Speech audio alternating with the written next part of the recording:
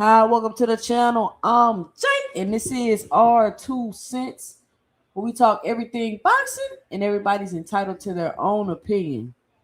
In today's live, we will be discussing Keyshawn Davis versus Nahir Albright is Fight Night Eve. We got a couple of other fights coming up tomorrow that we will be discussing. It's Friday's night. It's ladies' night. And we waiting on the ladies to pull up so we can get started with the discussion. Right now, I got who has got every penny the hard way. Low IQ translation. Don't tell me how wrong I was, or I'm gonna insult you. What exactly was I wrong about? Got every penny. What was I wrong about? What's up, Kadir? You just was on Cam J channel earlier bragging about Karen. Please don't lie about that because you have good credibility and lie rewarded. This is what I don't understand. When a fighter loses a fight, that doesn't mean everything I said was wrong. Fighters lose fights. Style make fights. I never said Karen was going to beat Patty Donovan. Did anybody hear me say Karen was going to beat Patty Donovan? Please put a 1 in the chat if you heard me talk about this fight. I didn't watch no film on the fight. I didn't even do nothing. I didn't say anything about this fight. I didn't mention this fight. I never said Karen was going to beat Patty Donovan. Anybody else heard it besides this guy right here? Anyway, and if I was wrong, I was wrong. So what? But what was I wrong about? I still think Karen got elite footwork. I still think he'll beat other fighters at 147. Like, what are we talking about? I didn't even know Karen was fighting Patty Donovan today. I didn't even know that fight was today. I actually thought it was tomorrow. But if I was wrong, okay.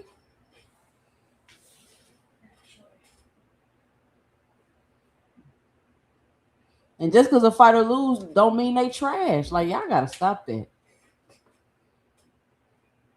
Yeah, I gotta stop that, bro. Every fighter is not gonna win every fight. And just because they lose, that doesn't mean that they're trash. And if I say a fighter is good and they lose, then so what? Like, what are we talking about? Anyway, a lot has transpired today in the boxing world, especially with Keyshawn. It was a whole big whoop-de-doo, big drama about that. I don't know. We're going to talk about that. I don't know what's going on with Keyshawn. It's Friday, ladies' night. Y'all know we're going to review some of these videos. Get everybody 2 cents. Don't say that's someone on a burn account made last month. I mean, I'm not tripping. Everybody entitled to their own opinion, but every time somebody lose, everybody will be like, oh, you said they was good and they lost. Can you name me good fighters that, like, just because you lose don't mean you're not a good fighter? I don't understand that. Shout out to Bobby with the $1.99 in the super chat. He says Patty Donovan lost to Crocker, yet beat Karen. Okay. Kadir says only boxing channel that makes it cool to be a casual fan. Shout out to Kadir with the $4.99 in the super chat.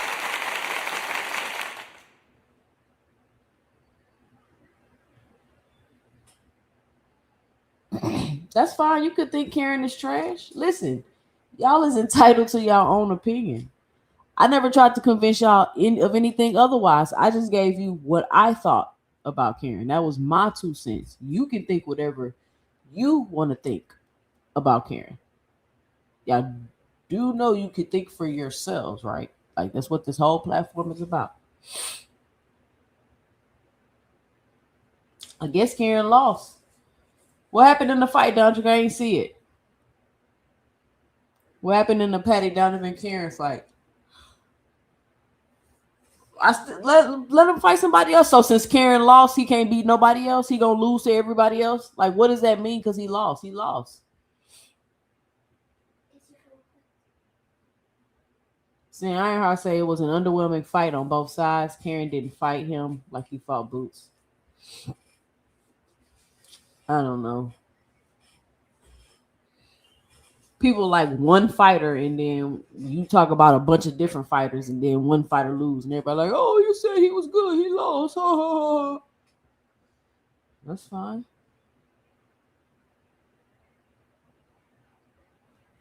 I do think Karen is a good fighter at 47. He still could be one of the best at 47. He got to fight the rest of the people at 47. You got to fight the rest of the people at 47. Devin not even trying to fight nobody at 47. He ducked Rolly, and now he trying to fight Shakur. Who else is he trying to fight? We don't even know who he trying to fight. We don't know who Rolly gonna fight. Like, they gotta mix it up. But they say I bet Devin fight Karen now. Damn, that's cold. So he was chasing Patty and didn't really start fighting until the 7th or 8th round. So like, did he get beat up, lose, or they just wasn't fighting like that, lose? Like, what was the loss like? Bobby just told me Karen was trash, apparently. Oh, he got that IBF belt, that rehydration, that 10-pound rehydration. That could have affected him in the fight. That's always a. But you know, it'd be crazy, Dontrick. Like, when it's any other fighter, they can rationalize and be reasonable and think, oh, this could have been a factor and that could have been a factor. But when it's other fighters, they can't. You know, they don't got that critical thinking, reason, or rationale skill like that. Oh, he got outboxed. Damn, I wonder why he ain't take it to him. His last fight, he took it to him, dude. But like you said, could be that IBF. That's why people don't be wanting to fool with that IBF belt. That 10-pound rehydration be killing them.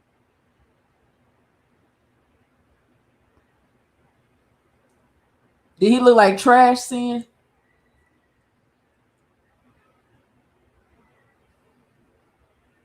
But yeah, I didn't make a prediction for this fight though. So I didn't make a prediction for this fight. I didn't even look at no film on Patty Donovan or nothing. I ain't even bet no money on this fight. So I don't know if y'all want to count that as a strike against me because Karen lost and I said he was good, then that's cool. But technically, I didn't make a prediction on this fight. So I don't know. However, y'all want to swing that. However, y'all want to swing that. Now,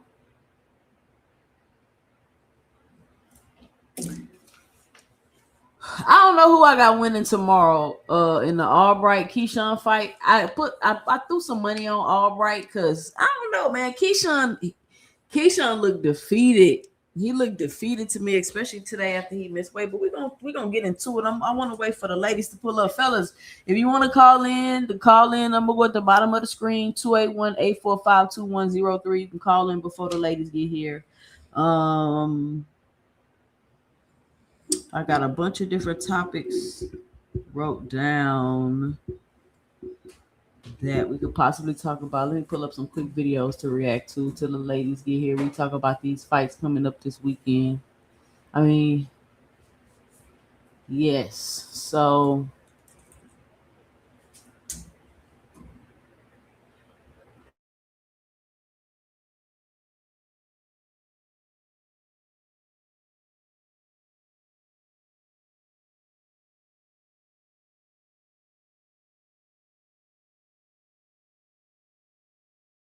shout out to Cam J Network with the $1.99 super sticker. Shout out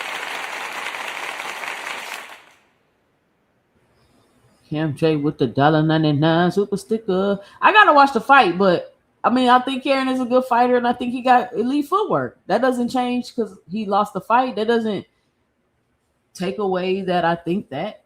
I still think that. See, y'all gotta learn to watch fights and fighters and styles and the things that they do. Y'all just looking at if they win or lose. If they win, you think they great. If they lose, you think they trash. No, come on. Y'all gotta relax.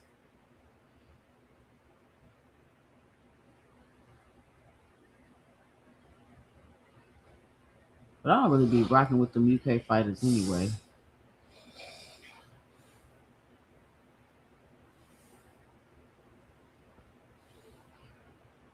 Style make fights. Styles definitely make fights. Yeah, fighters can lose, Kadir. If you really sit back and you assess the whole fighters can't lose situation, and I'm not one to I don't really like to play the race card, but that's only a black fighter thing.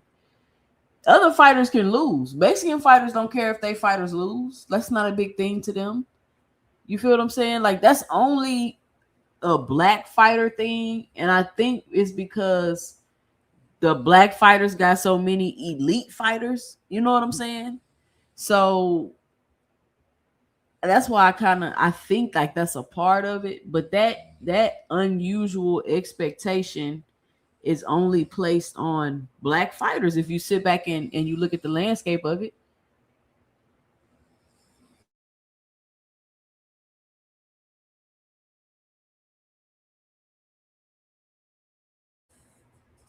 If you lose money. It all depends. It's not that cut and dry, Kadir. It's really not that cut and dry. So it all depends on the several different factors, but a lot of people want you to believe like, oh, if you take a L, you'll lose money. But um, Earl Spence took a loss. I don't know if he's necessarily losing money.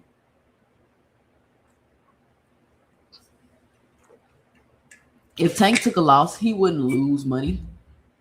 You feel me? I think fighters that probably their pay is based on their fan base and the revenue that they bring in. I think that could go either way with them. Like maybe a loss could make them lose money, but a lot of times those fighters like that, like the Earl Spences, the Jermell Charlos, the um Tank Davises, all those fighters, like I don't think that if they take L's they'll lose money because they've built loyal fan bases and people that want to see them fight, right? So if you take a L, it's not like these people just gonna drop off the face of the earth and they're not gonna be your fans no more. So it's a lot that goes into that. It's a lot that goes into that. Yes, Dondrick, the UK fighters, and I feel like they just being forced on me. Like y'all don't feel like these UK fighters are being forced on y'all. Like we talking about Karen Kugadaji and Patty Donovan. You feel what I'm saying? Like what are we talking about? Them dudes is never like really consistent. And then when they come to America, they always get their ass whooped.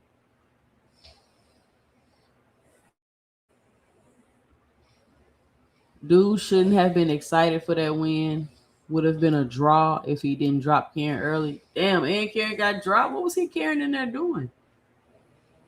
When you're a star, you can take a loss. I mean, when you're coming up, you can take a loss. Like, see, back in the day, it was detrimental to take a loss because it was like you got to go back to the totem pole and start all the way over and build yourself all the way back up. It's not. It's kind of really not like that no more.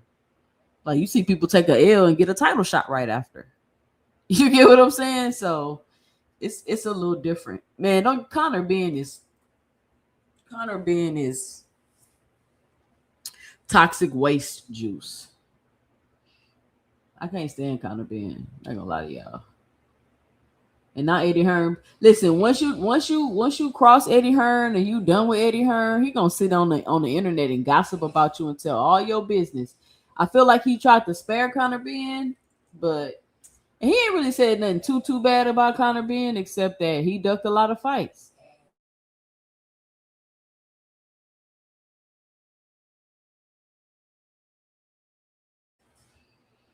LOL got dropped twice. Boots went 24 rounds with Karen, and Boots said Karen was better than a lot of the guys at 47.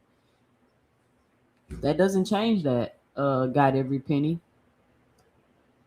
That doesn't change that. And y'all keep talking about this Boots and Karen fight. So he went 24. He only won 3 of the 24 rounds. What are we talking about? Just keep what Boost is about to fight Xander Zayas. So let's see how he do with Xander Zayas. I still want to keep talking about Karen.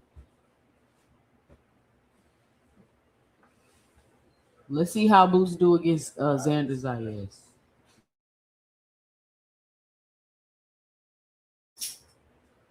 All right. That second fall wasn't a drop from what I saw. Oh, you thought it was a slip? I gotta watch the fight. Sound a little controversial. If you're that confident, that means you're a bet on Xander. I mean, just put your money on Xander. Boots 35 fights in, and who would you say is his best win thus far? We're not talking about Boots right now. Karen is a bum. That's why he was exposed by Patty, the baddie Donovan. Okay. Shout out to Patty, the baddie. Shout out to Patty, the baddie Donovan. Shout out to him. Great fight. Sounds like he had a great fight.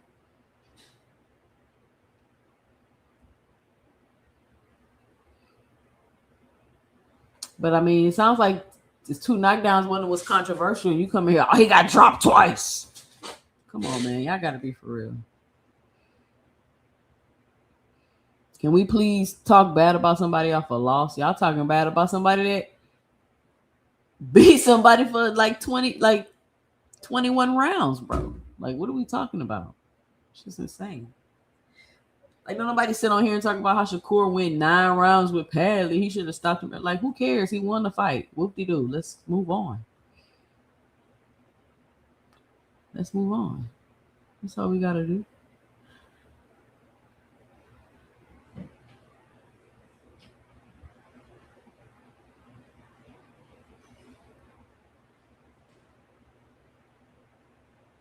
Is it Baddies night? Do I need to grab my hookah? Shakur night. Get y'all one of y'all hookahs. Baddies night. And Patty the baddie won tonight. Okay. Kadir say I still think Karen beat Devin. That's what I be saying. Like, y'all think because one fighter beat a fighter, that means all other fighters can beat a fighter. That's not always necessarily the case, unless you really can analyze and tell me what you're looking at. Can you break down and tell me why you think the things you think, or you just repeating stuff you hear on other people's channel?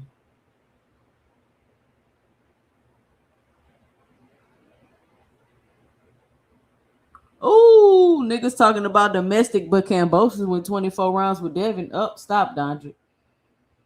Stop, Dondrick. It's Dondrick. Everybody entitled to their 2 cents over here.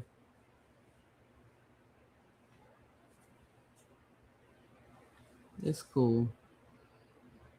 They just want to argue. They not even.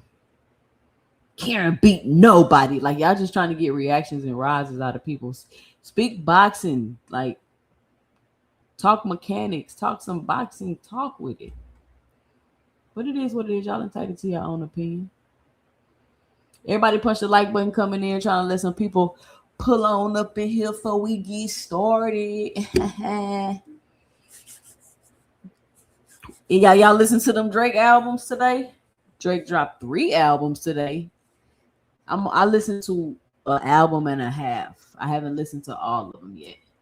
I've listened to an album and a half. I've listened to the Iceman album, and I've listened to half of Maid of Honor.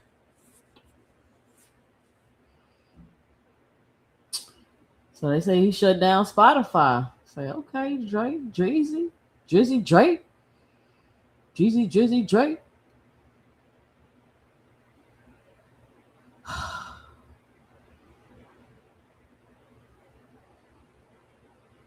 So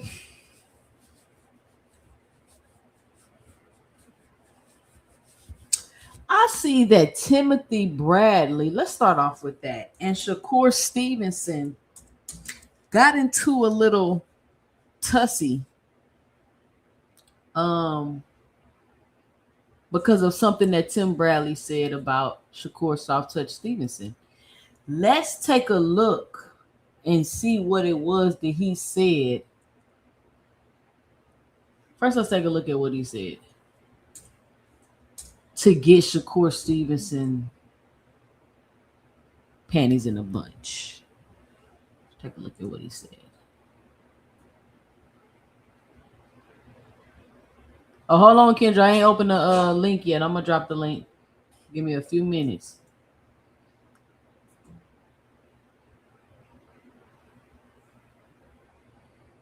Ah, come on, Gap 2. Talking about you cop half a song. Drake.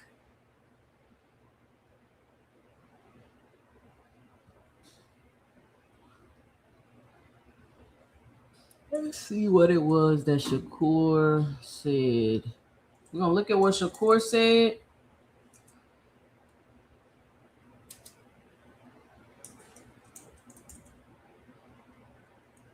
And then we're gonna look at what Tim Bradley says. So Shakur says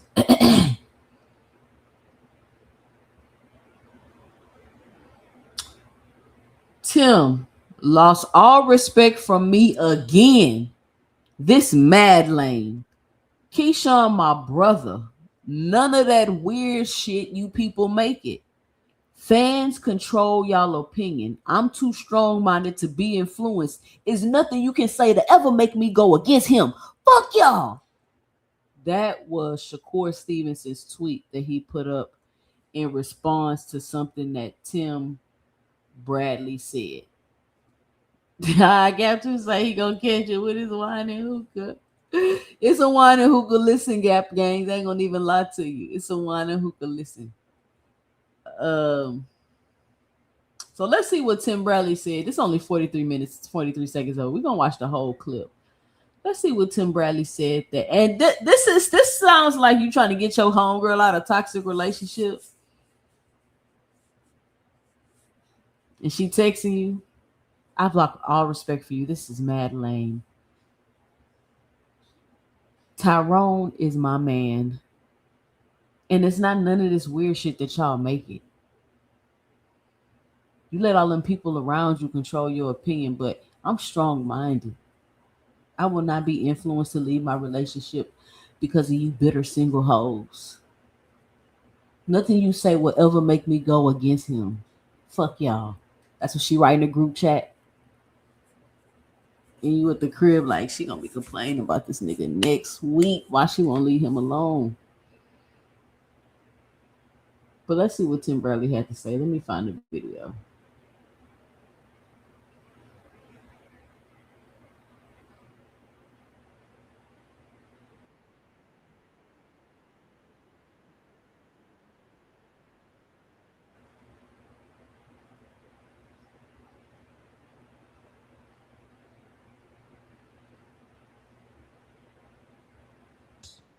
That go. You can't be complaining over no damn spoiled milk because you ain't got no dance partners. That go for Shakur. That go for all these guys. Shakur, Keyshawn, whoever else. There's dance partners out there, man, but you got to be willing to dance with them and take that damn risk. They saying that you the best. You saying you the best. You the best. I want to fight this guy, this guy. Well, those guys don't want to fight you. Now you got to fight somebody else, or you can fight each other. Oh, Tim, don't go there. Don't go there. Key, Shakur getting all your opponents, bro. You second fiddle, straight up. You are second fiddle to Shakur. Shakur is daddy, you son. It's always gonna be that way. You can't be complaining over no damn. Ooh, that is part of the video. That's just like 43 seconds of it. I'm gonna try to find the whole video. But that's the video that got Shakur all in his feelings. Is he upset because Tim Bradley is just trying to put Keyshawn up on some game, possibly? Why you gotta respond? Why does this make you lose all respect? I'm asking.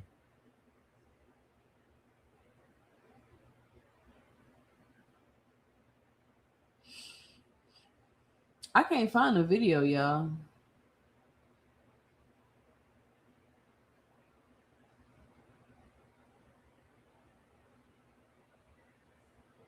Let me see if I can find it. Where is it at?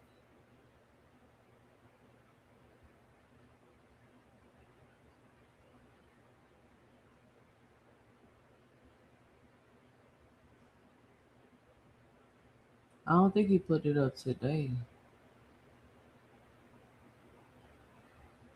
Yeah, he put it up yesterday. I can't find the video. Did he take it down?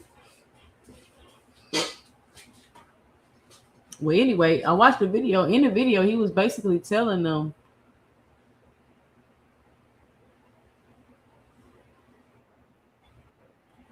Let me see if this is. Let's see if this is right here, y'all.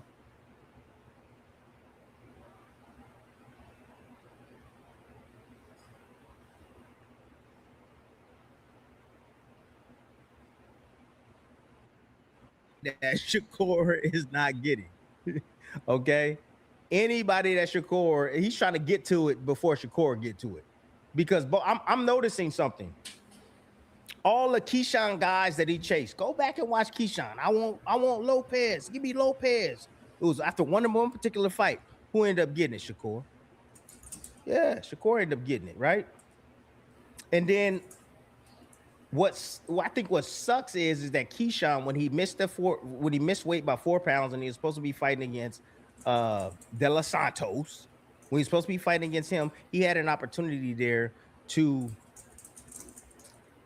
make an impression on the fans, right? Because we know that was one of Shakur's worst performances. And okay, we can talk about injury, no injury, whatever. It was one of his worst performances, right? He had an opportunity, right, to take care of that, to knock out De Los Santos, or at least attempt, or get knocked out. Don't know. I thought it was a tough ass fight.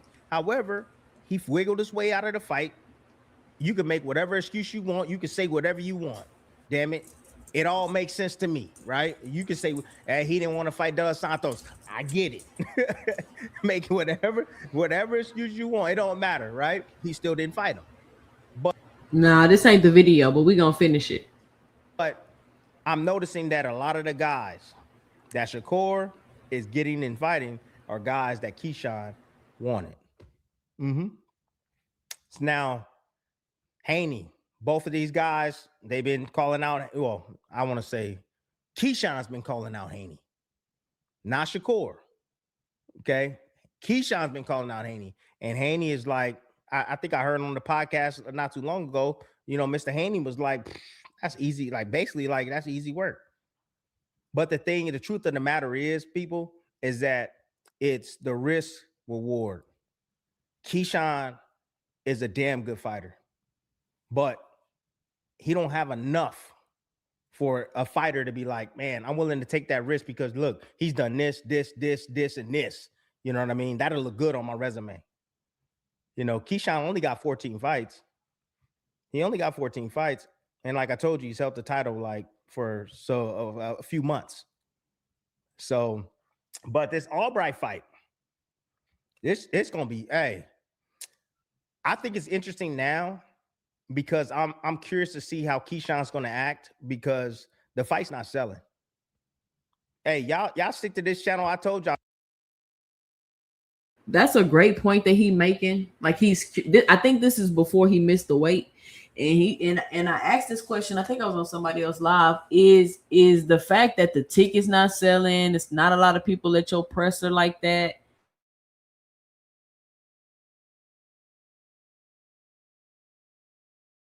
You just like fucked over the whole city, your whole town. You know what I'm saying? Was it a good idea to go right back there this fight? And he just when I watched the weigh in and stuff and he missed the weight, like he just looks defeated. Like I don't know if he embarrassed or it's I feel like it's maybe a little bit of embarrassment there. I ain't gonna lie to you. He said he didn't want the fight, which I don't know if I believe that, but he said he did not want the fight. He back in his hometown. He's seeing he's not getting the love and support that he was getting once before. So I'm wondering if all of that is messing with him mentally. The fight was booty. I said it out the gate. This fight is booty. This fight was already done. Keyshawn already smashed this dude when Keyshawn was on weed. Yeah, I said all of that. And Keyshawn, I feel like Keyshawn hasn't gotten forgotten for when he was out there last. I feel like it was a huge risk going back there. They said the scale was off, Dondrick. What do you mean they did the real weigh-in? They saying they did the real weigh-in and the scale was off. I don't know what's a lot. I mean, but this his hometown, Dondrick. So you should have all that together. And if you were gonna go back there, I felt like you needed a better dance partner, like a Frank Martin, because they've always had history, right? And then I know some of y'all was like, "Oh, Tim, with the whole thing in the back, what happened when he went in his dressing room? This stuff is going. Oh man, this is great. This is good. Okay, ain't nobody buying no damn tickets. Ain't nobody coming to see that something that's already been done. Mm-hmm. Yeah. And again, I think it has a lot to do with Keyshawn not being apologetic. When you hurt your city, man, it's hard to get them back. It's hard to get them back when you hurt your city. And it ain't just been once, it's been a couple of times that he hurt his city. Even with the allegations that will go way back when they first fought, Albright and him fought, and they're like, oh man. Wait, what was the allegations when him and Albright first fought? So why would they make a big deal of it then, Dondrick? Because in the ceremonial weigh-ins, they not even saying they just saying whatever they weighed in at in the morning time. Because of course you're not gonna be on weight right now. You've already weighed in. So why would they make him go re-weighed and do all that if that wasn't the real weigh-in? That had to be the real weigh-in. They were telling me Karen was one of the ones at 147. Now everyone got Ukrainian amnesia. Yep, I heard Karen lost to Patty Donovan. I mean, he lost. I don't know what people supposed to say.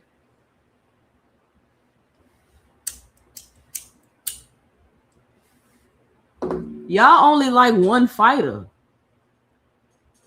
Y'all don't talk about multiple fighters. So if I feel like a fighter is good and they lose, so what?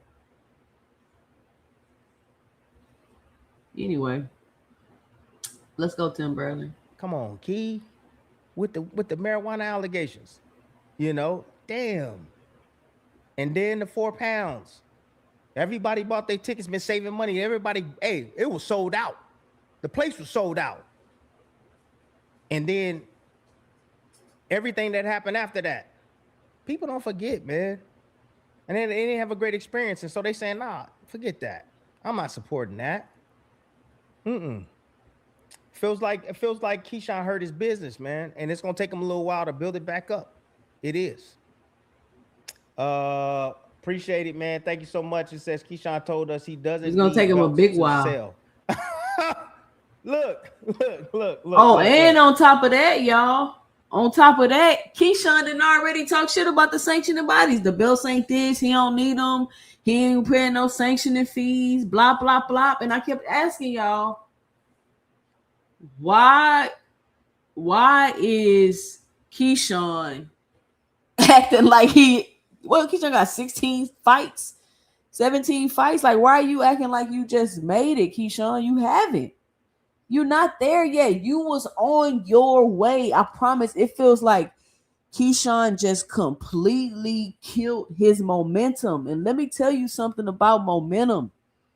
Once you have momentum, you have to keep it going. You cannot stop. Momentum is like a train, because once you get momentum, because you get momentum how? By building on what you're doing. I want to get momentum on YouTube. I gotta post videos. I gotta do my live streams. I gotta do them when I schedule them. I gotta do them continuously. The same times. The you know what I'm saying? Every week, doing my live. That's how I build my momentum. I do my live on Sunday. I do my live on Tuesday. I do my live on Friday. I do it again on Sunday. I do it again on Tuesday. I do it again on Friday. Boom! I start building up momentum, and then I just stop for a whole week. No live streams.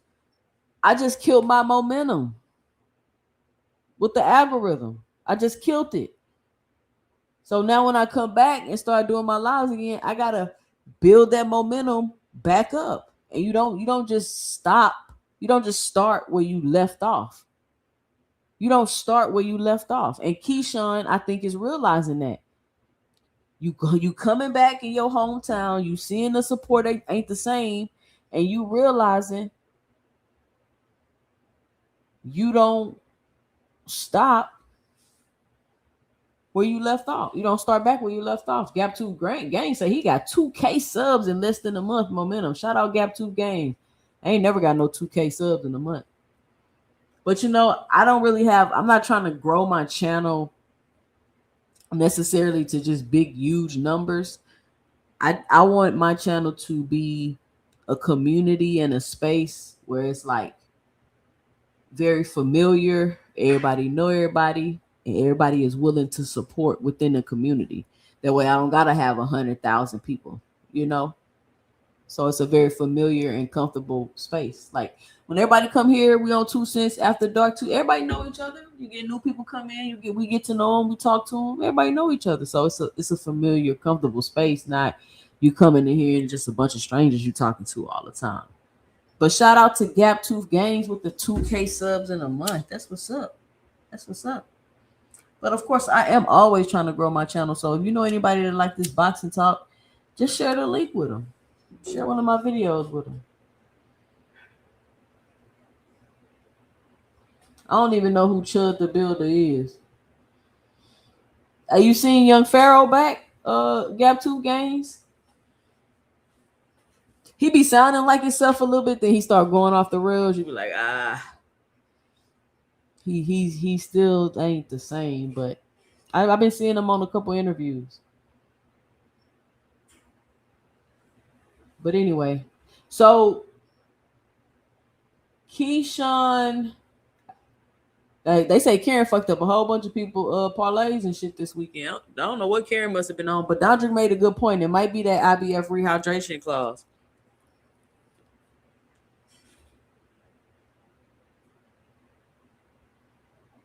Especially if you're not used to fighting with that. Oh, I forgot you was on here, Rich. Hold on, I'll still run the video, but let me let you talk. We got a caller on the line. I forgot Rich was on here. He not back, Dondrick. I seen him on a couple podcasts doing interviews. He said he been locked up and in psych wards and all kind of shit. So yeah, he still got his intellect.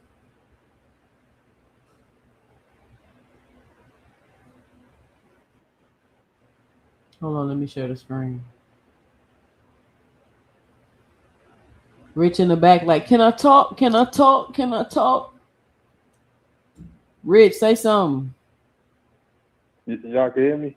If y'all can hear Rich, put a 1 in the chat.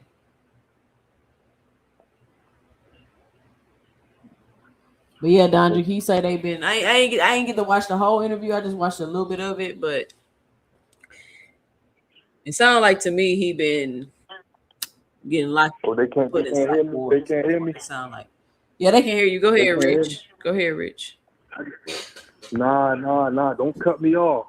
Who you talking to? Cause I've been coming on these panels, and I've been hearing a lot of these clowns jumping up and down for a nigga named Kern Chuchuchata, whatever his name is. And I just watched this man fight. Rich, you're not gonna call people names, wait. Bro. No, ain't no way. Stop doing that shit. Bro. I just watched this man fight someone outside the booth, and he's some ass. And then I keep hearing people going back saying that he could beat everybody on Terrence Crawford resume. Can he beat Jeff Horn? Who said that? Who said Terrence could beat everybody? Time out. Wait, Rich, can he beat Sean Porter? Who said that he could beat everybody on Terrence Crawford resume? Who said that? I done heard a lot of people say that. Kern Chuchuchata. Who said that? Who was a lot of people? I done heard people say that he could beat Devin Haney. They want to see him fight Devin Haney. He's this, he's that. This guy's some ass. Did he fight Devin Haney? This guy is one of the worst fighters I ever seen. Man, Boots' resume is under criticism, man. It's back to being under criticism, man. This shit is fucked up, man. But Boxing Hacker told me it don't matter what the fighter do after. It only matter who the fighter was when you fought him. Y'all get ready for me, man, because I gotta start something, man. I'm gonna start some videos on this shit, man. I'm looking at this shit. I can't believe. I'm like, I know I ain't seeing what I'm seeing. This the guy who y'all trying to throw on these people? Come on, man. We gotta stop defending our fighters, man, and make these other guys look good, man. Man, this guy's some ass, man. Right. So all the people in the chat that keep bringing up Kern, I don't want to hear this man's name at all. He's the 38th person at Boot Sports that's a nobody. Next to Sandy on it. I'm out of here, man. All right. Thank you, Rich. Crazy. But Dale Johnson bounced Josh Padley. But anyway, back to what I was saying. I think it's crazy how everybody started acting like children when somebody lose a fight. Shit is crazy. All right, back to Tim Bradley. Whooping ass is whooping ass, right? That's what Key can do. However, the belts kind of dress it up. It's like a woman, right? She, the nice dress, and she got some diamonds on, and she got some nice jewelry on, right? Makes it just enhances her image. You know what I mean? So like that's what that belt is. It enhances your image. Plus it gives you more value. It gives you more value because when you didn't have that belt, you wasn't making that money. You wasn't making that money when you didn't have that belt. The money that you're making now, the fact that you're a belt holder, it adds value to you. Whether you pay the sanctioning fees or not. This is what it is. Right?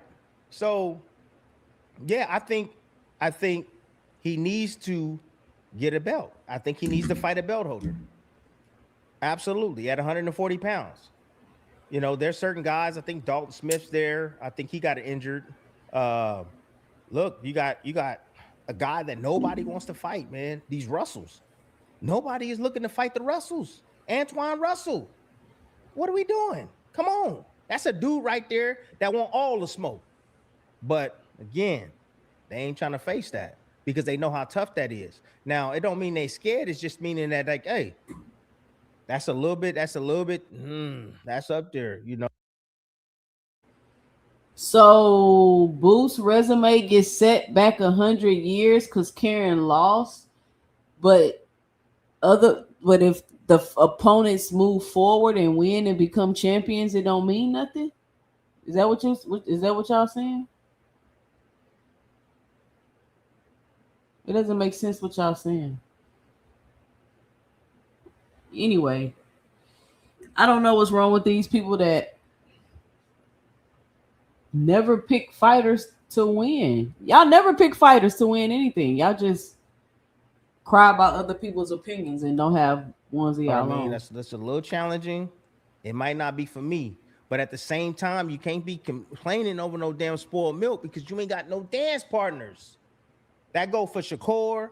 That go for all these guys. Shakur, Keyshawn, whoever else. There's dance partners out there, man, but you got to be willing to dance with them and take that damn risk. They saying that you the best. You saying you the best. You the best. I want to fight this guy. Well, those guys don't want to fight you. Now you got to fight somebody else, or you can fight each other. Oh, Tim, don't go there. Don't go there. I mean, but even if they fight each other, Tim, who they gonna fight after they fight each other? So I mean, Key, Shakur getting all your opponents, bro. You second fiddle, straight up. You are second fiddle to. This is why Shakur got mad right here. This is why Shakur got mad because he don't want nobody bringing to attention what Keyshawn Davis is doing to himself. Y'all both signed with the same people in the same weight division. Ain't no way they gonna be able to focus and make both of y'all stars. Not like superstars or nothing, but like y'all both in the same division. How are both of y'all gonna be stars? People eventually want to see the stars in the same division fight. They don't want to hear the stars say that they brothers in the same division. Just go to two different divisions. All this will be solved if Keyshawn, who keeps missing weight, goes up to 47. Boom. All the talk go away. Keyshawn ain't got to worry about making weight, and everything will be good. We can keep moving forward. Why are you making this so hard? Shakur. Shakur is daddy, you son. It's always gonna be that way. I promise you. You guys are around the same weight class. Oh, Tim, I know what y'all saying. Oh, Tim, come on now. Crawford this, Crawford that. I was on at the time, I was on a different status than Crawford was at the time. Way different status. I was already a multiple world champion, so Crawford was just coming up and he started rising up. You know what I mean? But I was above Crawford at one point, and Crawford had surpassed the hell out of me, right? I retired. He took it to a whole different level. But we didn't come up together like this. Nah, that's the difference. That is the difference. These guys are around the same damn weight class. And they talking about, I'm number one. No, I'm number one. I'm number one. No, we brothers. We brothers. Well, both of y'all right now ain't got no fights. You got to get in the ring with Albright.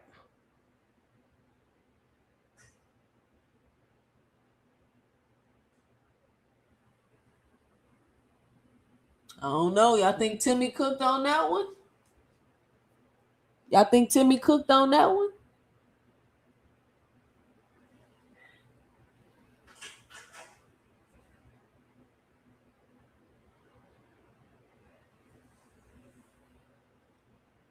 And I'll be honest with you. I don't even care if they fight, to be honest with y'all. Honestly, I don't really care if anybody fight. I don't have that whole, I gotta see this fight. Like, I don't have that. Like, I don't feel like that anymore about fights. It's more like if I see him, I see him. If I don't, I don't. Because you already know you're not gonna get to see every fight you want to see in boxing. You're not gonna get to see every fight you want to see in boxing, and then you just sitting around crying about, I want to see it, I want to see it, I want to see it. Like, you can't enjoy boxing like that when you just turn into a cynical, bitter, hardcore boxing fan that is willing to put the sport in a box and erase the history and change everything boxing ever stands for because you want to get fights you want to see. And I don't, you know what I'm saying? I don't want to be that type. I'm not that type of fan.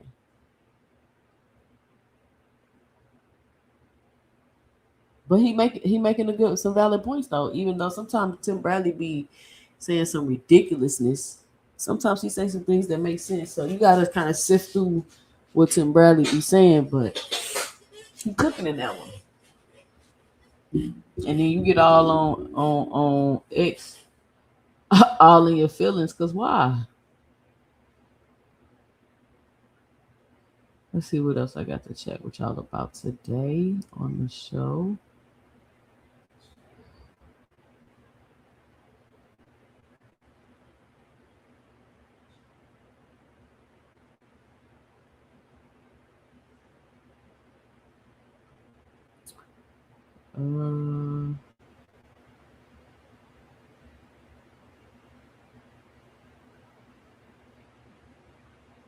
What's up? What happened to? Let me ask y'all this question.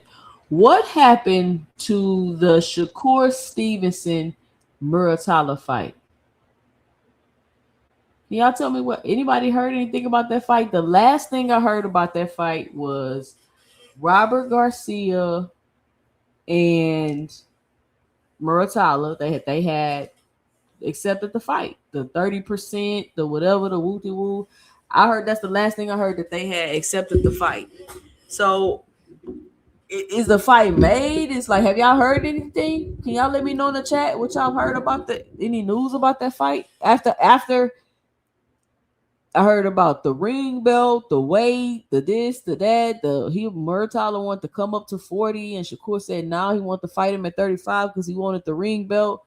And then they sent the offer, and then they agreed to the offer, and then boom, I didn't hear anything else since. So I'm asking the two centers, do y'all have any more information on what's going on with the Muratalla Shakur Stevenson fight? Does anybody know anything? Because I'm like, what happened with that fight? It just was like, and it was like dead ass silent.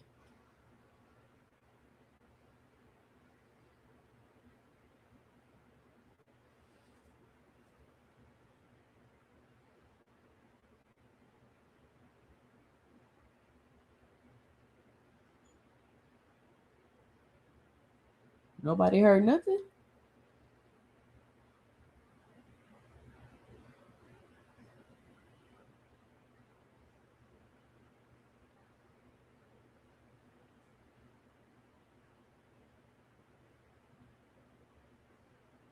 Let me see y'all. Hold on.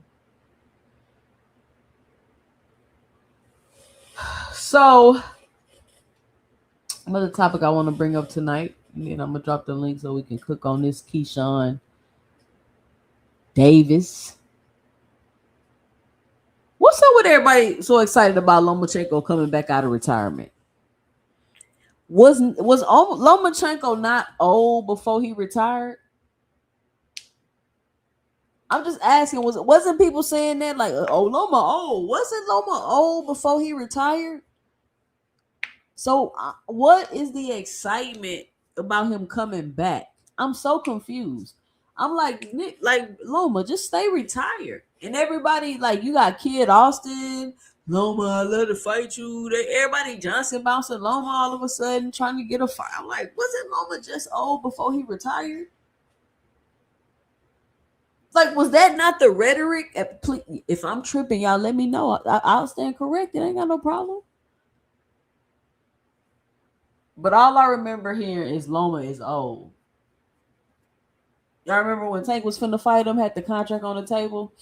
Oh, he gonna fight a old Loma. Loma old. He old. He whoopty wow. Low. Oh. And then Loma retires. Okay, cool. Y'all was saying he was old. I guess it was time for him to retire anyway. And then now he popped back up. Boop. Loma's back. Oh, Loma should fight Shakur. Loma, Kid Austin. Fight Kid Austin. Loma. Let's call out Loma. Why are y'all calling out an old, back from retired Loma?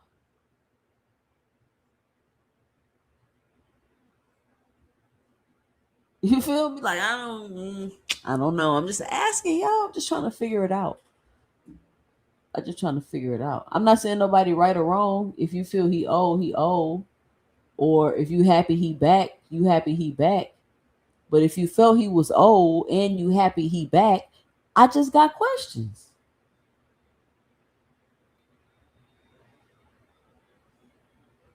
If you feel like Loma and Shakur would be a good fight since he's old and back, I don't know. Y'all let me know. I could be tripping. Let's see. I'm about to drop the link in a second. Let me go to history. Let me see what y'all saying in the chat. How old is he? I don't know. How old is Loma, y'all? Her say he 38. Oh, he say I think. Tank fans salivating at the mouth for Loma. Which Tank fans? He came back one day after his top rank contract expired. That's the only reason he retired.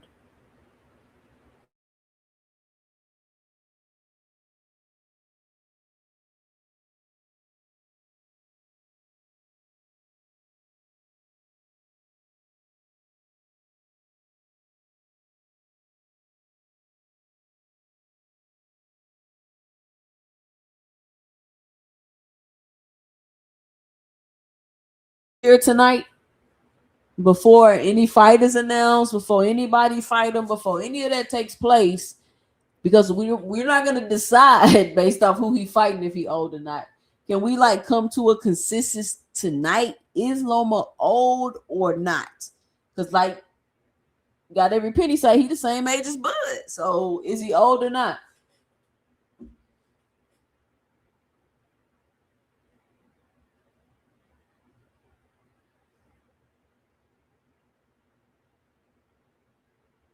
Usyk 39 and the best he now. Y'all capping for Loma.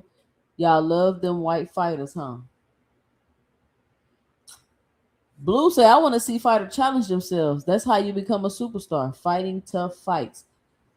Is he old or no? Shout out to Kurt Hurd with the $5 in the super chat. Says don't hate watch. Hit the like button. We have 45 people in here. I should have 100 likes before I get off this live for sure. For sure. Because I'm about to drop the link. The lady's about to come up. And we about to cook because we about to talk about these weigh-ins today because it was drama. Keyshawn is drama. Keyshawn is drama. He a lot of drama and not just regular drama.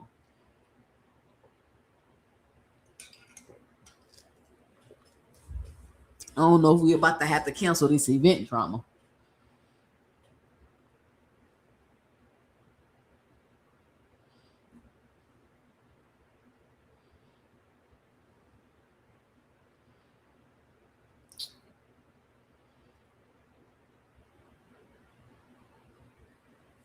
Hold on, yeah.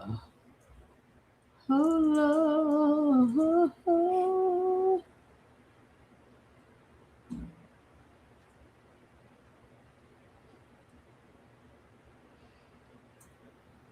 Jupe say Loma younger than Bud. He just turned 38. All fighters age differently.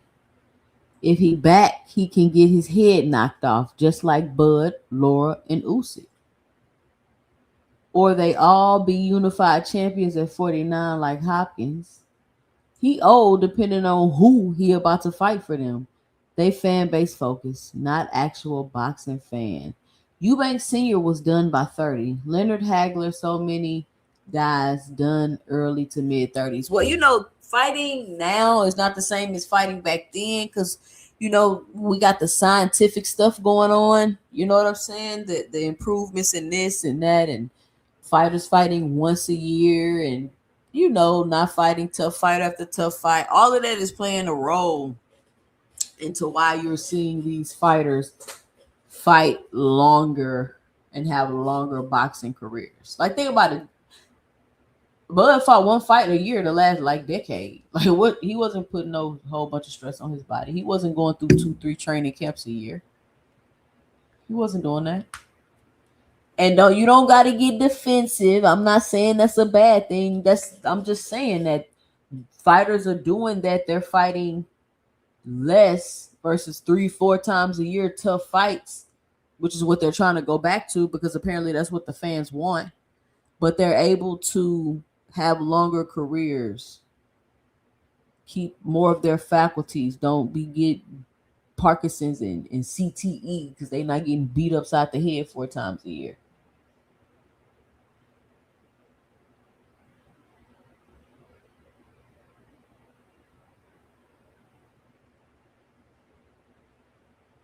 So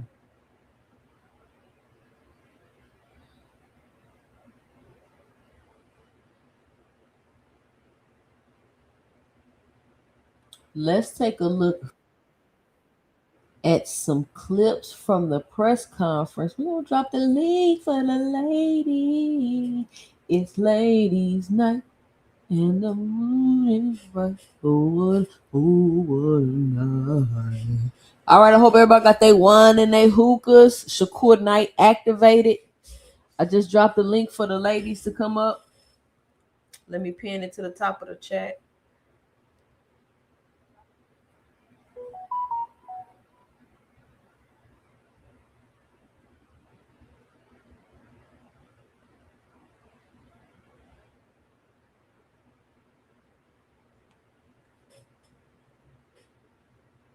See, it say niggas had bad hairlines and rougher lives back then. 38 ain't old unless you just ain't that good. Man, remember how you used to like a 25, 26-year-old back then? How they used to look? Like they was like grown. Like they had it was weird. Like they just was more grown. Like I can't explain it. A 26-year-old now is like still a kid. Shit, I damn near barely feel grown, and I'm way past 26. Definitely not gonna get my age. But ladies, the link is in the chat. I'm about to pull it up. We about to get started watching. We about to get the topic started for tonight, which is the fight coming up tomorrow. Nahir Albright, Keyshawn Davis. It's fight night eve. We turned up. I just dropped the link pinned to the top, to the bottom of the chat, wherever they putting it at. Let's take a look at this clip. How I'm feeling, man. I'm happy, man. I got another opportunity to perform on these bright lights. Last three opponents, I stopped them. Nobody stopped these opponents that I fought, and he gonna be another opponent that I stopped. Yeah, okay. He was stopping people before he fought me last time. He was stopping people before he fought me last time. What happened? He ran into me, and I made him look regular. Made him look regular. You know what I'm saying? And it's gonna be the same thing. Same thing. Do you think he made you look regular back in 2023? It's 2026, so that really doesn't even matter. I got a win over him, and they decided to take it back. So again, I'm gonna go in here. I'm gonna knock him out. Hold on. They decided to take it back. I got a win over him, and they decided to take it back. This is y'all want to see what zero accountability looks like. It's that sentence right there. I got a win over him, and they decided to take it back.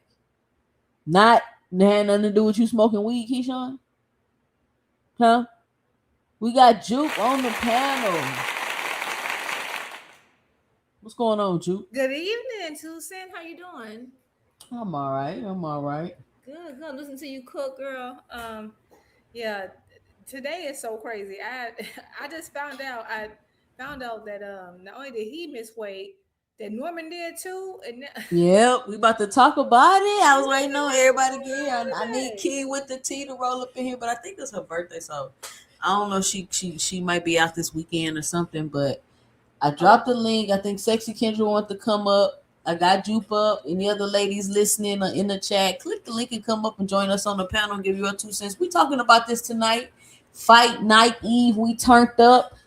We activated. Shakur night. Get your wine. Get your hookah. absolutely. All right. You can turn your camera off. Sexy Kendra let you up. All right. What's up, Sexy Kendra on the panel? Hey y'all, how y'all doing? How you doing? Kendra. Hey, boo. Hey Jude. How you doing? I'm doing good. Good. Good to hear your voice. How are you? I'm good, girl. Just I was watching some of that card from earlier. I watched the main event. Well, I got most of it, but I had missed a few rounds. So I'm like catching up on that, and just listen to Tucson cook. Apparently Karen lost, so everybody been in my chat like I told you he was trash. You said he was good. You said he had elite footwork. You said he could beat Devin. Oh, so is that why some person, I don't even know who this person was, just added me right before I came up, like, you was another one hyping up Karen. I'm like, hyping up? I said I thought he had good footwork and he's he had good fundamentals. That doesn't mean like he can fight. Like I don't think he's trash. I didn't know that was hyping up. So apparently, unless you say, I think these young folk now, I'm just gonna assume they're young. Hoping they not no old fools. I'm assuming that if you don't call someone trash, you're hyping them up. Like I don't know what to say anymore. I mean, or I don't know. First of all, I didn't even say who I thought was gonna win the Patty Donovan fight. I never said I never watched no film or gave no analysis or nothing. So well, let me say something too. The people are talking. Because I was kind of like listening, like if I tuned in and whatever. I did see a few comments. I'm talking about the fight, like, oh, he lost. I just keep seeing people saying he lost, but I don't think they watched the fight. Like I actually watched the fight. I actually watched the fight, but whatever. I don't think this proves anything to me. I mean, I'm gonna say this, and really quickly, I don't know what their argument saying. Oh, because he lost, you hyped him up. That means he's trash. Remember I said part of the problem is the fans, and if you lose a fight, they act like you were trash the whole time.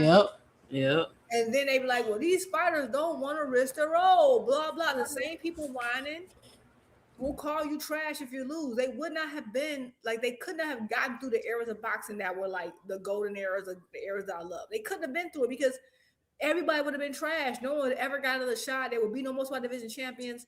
It would be that. So I'm not saying I don't think either of us said, "Oh my God, this man is special. He's a special talent. He's gonna be everybody under the moon." I don't recall anybody saying that, but I will say this: we're talking about 147. Is he technically one of the best at 147? Yes. But what else did we say continuously? 147 is kind of a graveyard. How many times I said that? It's a graveyard. But if you look at the 147 landscape, he is. I think he will. He can be. I still think he can beat some folks at 147. Now, Exactly. Fight, I don't know if you want to break that down yet. I'm going to that, but I can break down this fight what I think happened. But and then they mentioned he had the IBF rehydration clause, the 10-pound thing. Yeah, I mean, I think this was an IBF, like those. I don't know if it's interim or whatever. I think he is ranked for the IBF. I don't think that's what it is because when he fought Boots, they wanted the same thing. Remember? Okay. Boots had the IBF, so they were both under that same rehydration clause. But what I do think, I mean, that could play into it as you get older. Maybe I don't know how old he is. He was just off tonight, and what I noticed about this fight tonight from him, because you got to break down fights, okay? You know what it is? I felt like he did look leaner to me than he did in the Boots fight. Even though it's the same division, he's done the rehydration clause 2 times before. Because remember, when he was Boots mandatory, it was under the IBF rules. Boots wasn't unified then, so they had that same rule. I feel like Patty Donovan, coach, really looked at that tape. He fought, and Donovan is big. He's big. He's even bigger. He fought Karen the way Karen fought Boots. And I know Karen can come in, but I think Karen didn't utilize his legs. Like, I just felt like, I don't know. I just feel like there's some things he could have did better. I just feel like he could have, he absolutely, this was a flat performance, but it wasn't a super exciting performance. There was 2 knockdowns. Only one should have counted, though. They did give that man a knockdown. It wasn't a knockdown. It was a push. And the other one, it was like a flash because he ran into the ropes and then they called the knockdown because they technically say, oh, the ropes kept you up. Now, could they have not called the knockdown? Oh, he didn't hit the ground? Okay, the first knockdown that I guess is the most legit, no. Sexy Kendra, is that you in the back or are you on the panel? Uh-oh. Sexy Kendra, you there? If that's you in the back, turn your camera on again.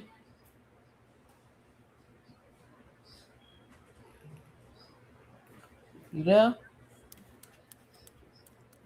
Hello? She probably didn't. I know sometimes I'm on the panel and someone else talking. I cut up really loud and walk out the room. Who knows? But I would just say this was different, right? Because in this case, all right, I got you, Sexy Kendra. Oh, you got her. Okay. Go ahead, Jude.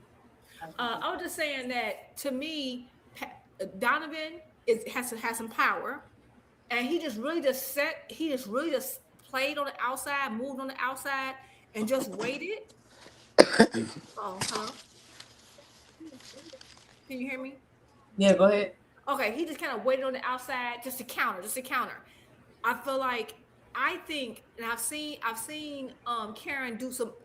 I've seen him be the attacker too, but Karen normally is the athletic person moving on the outside. It was literally a switch.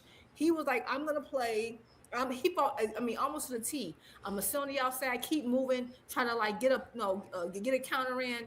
So the first time they countered a knockdown, he countered Karen. Karen got knocked into the ropes, and technically, okay, the ropes hold you up, so they counted. But technically, yeah. Now the second knockdown.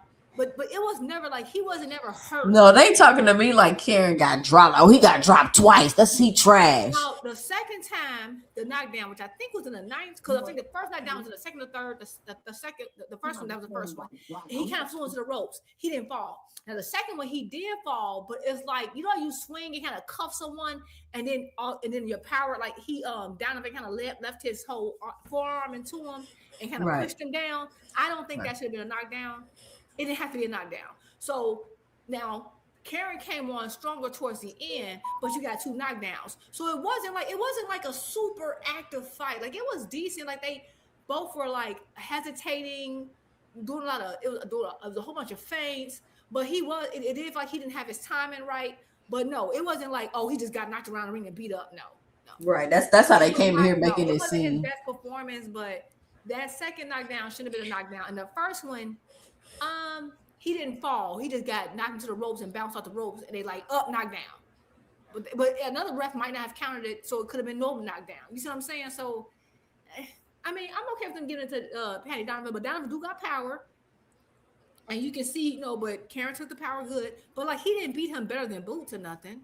So that's what I'm saying. No, I mean they just saying like because I think Karen is good, and I was like, oh, I think Karen will beat Devin. I think that's a good fight. I guess now she's trash, and he got dropped twice. I'm thinking they ain't even watched the fight. Now the way you coming in here and describing it, he didn't get dropped twice. So they must just repeating stuff. As a boxing fan, I like to break down the fights, and people are just I could because I haven't seen anybody break down the fight. I mean, they might have a different opinion, but no, it wasn't like a massacre. Boots beat him way more competitively. Boots hurt him. Boots knocked him down. When people are saying, "Oh, that means he's trash," now up like this, I don't think this means he's trash. Does it mean he has some? And also, this is like a guy who stayed in Southpaw. He wasn't switching. Boots just came after him all night, right? In this case, he had to be the stalker, and Patty Donovan kind of played the role that he played against Boots, which I'm going to come. I'm gonna just kind of make you kind of move around, and so you can tell that wasn't his against a puncher like Donovan and Donovan Southpaw, So that was also it was that, and then it's just like Donovan just got in a rhythm, and he just never got in a rhythm. It's like he started to figure it out later, and then he did start getting a lot of his shots in later in the fight, but it is what it is. That's what I would say to this. I think at this point, for whatever reason, and at first I was like, man, Boots don't get that much hate. There's they got a target on this man's back. It's wild, ain't it? They would have never watched this fight. Now I'm a type of person. I would have watched this fight when I got time. They wouldn't even pay attention to Karen, but they do. But that's telling me. But what's crazy about the critique? They didn't even watch it. Still, they just repeating it. They're doing that. They hate on Boots. Yep. And it was like a terrible performance, right? But did he lose? Yes. But to me, that's no different than saying, I mean, Lomachenko lost against, what was that dude name that Gamboa knocked out? Who did he lose against? The first that Gamboa, Salito. Yes, Salito. Gamboa lost to Salito. Now we can say this: Karen might not amount to anything. Doesn't think he don't have any skill. He has skill. To me, he was waiting too much. He was. I think it's because he got hit with something. He got countered earlier in the fight, and I think he felt that power. Okay, I'm a move. No, but at the same time, like when he got hit early with power with Boots, he got on his bike. The problem is he couldn't get on his bike because Donovan was on his bike. So he kind of like did a like a switch on him. You know what I'm saying? So that means he had to be the aggressor, right? And it was at one point he even dropped his arms, like he didn't want to be the aggressor to try to make down. And it was like a stalemate for him, and like no one wanted to punch. You can tell he wanted Donovan to be the. So he has to find a way to force it his way. Because so now he has to keep trying to be the stalker of a guy who got bigger weapon. So it was just an awkward fight. But I will say this. That's like saying, oh, well, because Madrimov took Boots 12 rounds, and then the very next fight got beat up way more decisively against Ortiz, that Madrimov trash, and we got to discredit Bud. It's the same thing. But let me say this, and I'm gonna play this video. Let me get this super chat from Randall with the $1.99 in the super chat. Shout out, Randall. Thank you for the $1.99 in the super chat. And let me say this, Juke. It's funny how they never look at their favorite fighters' opponents and how they perform after they fight them. Like, ain't this shit crazy? Like, none of it makes any sense to me. But absolutely. And this does not mean, yes, Donovan had a great game plan. He came prepared. He won the fight. But the knockdowns, both of them were kind of, I mean, the first one I get. The second one, I gotta look at it again. Because at first the commentators were like, "Oh, it's a push," and then the refs start counting. So they didn't even think it was a knockdown. So it's one of them weird fights. But at the end of the day, it doesn't matter. It doesn't mean he won't beat anyone else. It's just Madrimov ain't won a fight since he fought Bud. Let me play this clip right here from yeah, Keyshawn and right. In right. this case, we can use Madrimov to say Bud's trash, or Madrimov's Okay. trash. And This show, Keyshawn's titled Unfinished Business. Do you think there is unfinished business between you two? I mean, nah. I feel like this is just a boxing game. We here to fight. We here to sign contracts and fight, and that's exactly what we did. Like, it's not personal. It's not unfinished business. I'm gonna knock Wu out. You're not knocking me out, bro. Okay. We're gonna see Saturday.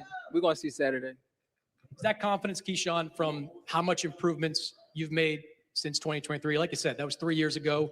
You've done a lot since then. You've become a world champion since then. You stopped Baranchik. You stopped Jermaine Ortiz. Do you feel like, is your confidence that you're going to stop this man coming from the growth that you made? God willing, I'm gonna get the stoppage. You know what I'm saying? And I just feel like anybody that's stepping in the ring with me, I'm gonna stop him. Like, I mean, Keyshawn with this, I'm gonna stop him and stop him and stop him. Like, I get it, Keyshawn, but I don't know. I don't see him stopping Wu. What y'all think? I got Wu by stoppage. Ooh, you got Wu by stoppage? ooh, wow. Yes. I like the Yes. spiciness. She came out like it is what it is. Wow. Do you got Wu? Why do you think that? Because they jumped him and he got a chip on his shoulder. Okay, you think he ain't coming to play? Nope. Yeah, he look like he ain't coming to play. Yeah, And then he gonna sing a song afterwards. I can see that. All right, let's play it. every time y'all ask me, yo, would you fight him? Would you fight him? I say, yeah, and I'm gonna stop him. That's just how I feel. I just feel I can stop anybody that get in the ring with me. You know what I'm saying? Stop So, him the last Wu's another opponent. He gonna It's get in not the ring with me. happening, bro. And I'm gonna It's stop not him. happening. It's not happening. Everything Keyshawn Davis says to me, it goes full circle. Tom, he said, there will be no more Wu. What happened? Time went on, he retired. First fight, he said, I'm gonna knock out Wu. He didn't knock me out. He said his brother was gonna knock me out. What happened? I handled his brother. Everything comes full circle. He said I'm gonna be on Sports Center. He was on Sports Center for what he did for, you know what I'm saying? I ain't gonna even talk about, but he was on Sports Center. So, you know what I'm saying? Y'all just gonna see Saturday night. Let's go, Wu. Why that boy dressed like Tony Montana? Tony Montana. I was about to say, girl, he is Yeah. dressed like he is from Scarface. Like he gonna You call mean- somebody a jab turkey at any minute. What's going Hey, he on? got his chest out. He got his chain on. Got the bird, got the taco meat out. I see it. Look at his face though. He locked in. Sure is. He couldn't wait. You can see it in his face too. I think they both kind of big, but yeah, that's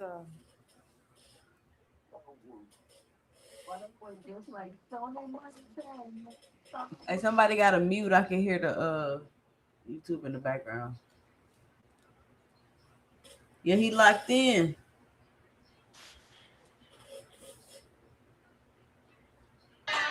Keyshawn, you said Full it. circle.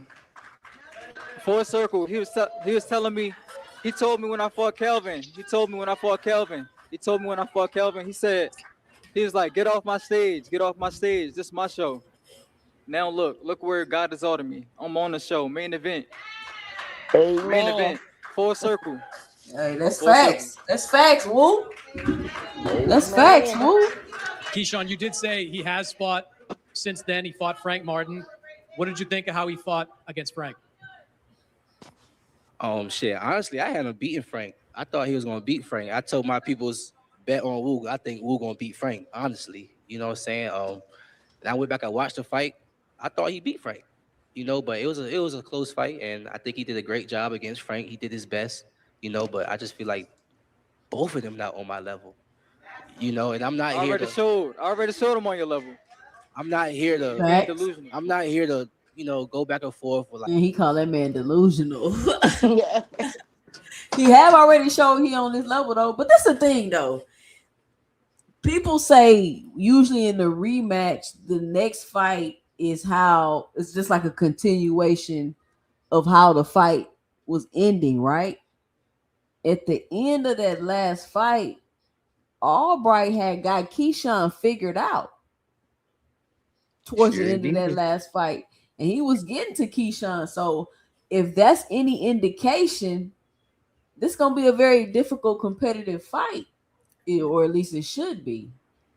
Like we all know what like whatever, right? You can say whatever you want to say. I'm gonna knock your ass out Saturday. Okay, we're gonna see. Keyshawn nervous. We're gonna see. So do you think Keyshawn, he showed any sort of improvement in that fight? You said you picked him to win. Yeah. So you gave him that respect. Do you think he showed you anything that's going to be different than what you saw a few years ago?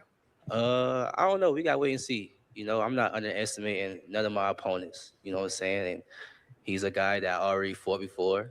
You know, so I can't underestimate him neither. You know, but again, Keyshawn is mentally, physically stronger, and Saturday is gonna show. May 16th. Make sure y'all get there early. You know, he's talking now. He can win this battle right here. But when it all really matters, it's Saturday night, and we're gonna see. Okay. Last one for you, Keyshawn. Last time out, you were the first person to stop Jermaine Ortiz. You left no doubt at the end He of that lost fight. to Jermaine. So you stopped him. Styles make fights. And I did what? You stopped him. Styles make And fights. he did what? Styles he make lost. fights. Come on, Keyshawn. What they got to do with y'all fighting? Styles make fights, bro. Come on with the triangle theory. To him. Okay. But Styles go ahead, make keep going. fights. You left. It made it when I fought Kelvin. That's cool. Oh, Wow. wow. Shots fired. Made it with that. Keyshawn, you did leave no What are you doubt talking in that fight against Jermaine Ortiz. Is this the kind of fight that you believe you will leave no doubt in as well? Oh yeah, for sure. It was no doubt the first time I fought him. Like, no cap. Like everybody knew I won. You know what I'm saying? And that was one of the worst fights I ever had, honestly. But now it's 2026. That's the worst fight he And ever I had. know who I got up against me.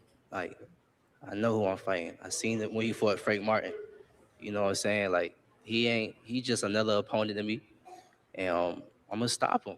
Just watch. I'm gonna stop him. I mean, What he mean? What was his that worst fight? night, I would say it definitely was like unfortunate. You know, I just did my thing. I did my thing that night, and he came to my room and they let me enjoy. I ain't get a chance. I ain't get a chance to really enjoy the night that I worked so hard for. You know what I'm saying? So it feels good to be able to get that back in the ring. How much does that night and what happened there motivate you going into this one? I mean, it motivates me a lot. You know, I'm here. Oh, Scooby, what's up? How you doing, ma'am? I'm good. I'm good. Look, this ladies' night. This the women's only panel, but if you want to, you can call into the show at 281-845-2103. But this ladies' night. Oh, my bad. I had no idea. I need to read. Yeah. All right. All right. Shout out to Scooby coming up on the panel. All right, let's see. Here. So he said that he didn't get to enjoy his win over Kelvin because Keyshawn came in there and spoiled his night. Now, Albright got some confidence. He got a chip on his shoulder. He got like he don't got no pressure on him to win. I feel like all the pressure is on Keyshawn. Jude, what you think about that? I feel like all the pressure is on Keyshawn this fight. Albright has none of the pressure, but he got the chip on his shoulder. Like he got all of the momentum and the reasons to win this fight. Like he got so much that he need to get off his chest in this situation. And like he said, now it's a full circle moment. Now he back. He on the main event. Like what you think about that, Jupe? Jupe, you there? Oh, What I'm about here. you, I'm Sexy? sorry. Oh. Yeah, I do think he has a lot of motivation, and I agree with you about the point about sometimes, not all the time. Sometimes when the fight like it's ending in a certain way, like if a fighter feel like they figured out something or they figured out like a rhythm or something, they can come back and try to do that from the beginning, right? Because like sometimes you figure out the formula too late. Like kind of like I was just discussing with the Karen fight. I figured like he figured it out, but he figured it out too late. You know what I'm saying? Then they already hit the 2 knockdowns. So let's say if that's the case here, like let's say he figured out a rhythm. It could be a rhythm. He might think it's a rhythm, but it also could be that maybe Keyshawn had just got tired. Maybe Keyshawn figured that he was up so much that he didn't want to risk it by doing anything extra. You know what I'm saying? Because I remember he caught Keyshawn with a really great counter that kind of like made Keyshawn kind of like, not go be as aggressive. If he could start that way, that also could, so that could be a way that he got the motivation. He might think he got the formula. However, it is very different trying stuff on people in the end of a fight and trying stuff on folk in the beginning of the fight. I don't know of him trying that in the beginning with a fully charged, fully energetic Keyshawn versus I think it got in the bag. You can kind of like sleepwalk some folks, kind of like what happened to David Morrell. David Morrell, like he lost. Do we think he's trash? No, some people might, because we have a very fickle people who just think they do, Juke. They saying he trashed you. And that's like again, like you. They probably think I lead trash, girl. Like you can't. You have to be. They complain about people not taking risks, and then they throw people away once they take a risk and lose. It's crazy. Like the problem with boxing is the fans' fault. It's the people specifically in the chat, right? He's not trash. It's just sometimes there's so many factors in a fight. So I think that Keyshawn got a little. I don't know if he got sleepwalked or a little tired. No, maybe got a little tired towards the end, or just figured he had in the bag, and that's when he decided to turn up. So that's what kind of makes this fight interesting to me. But I do believe that he got the motivation.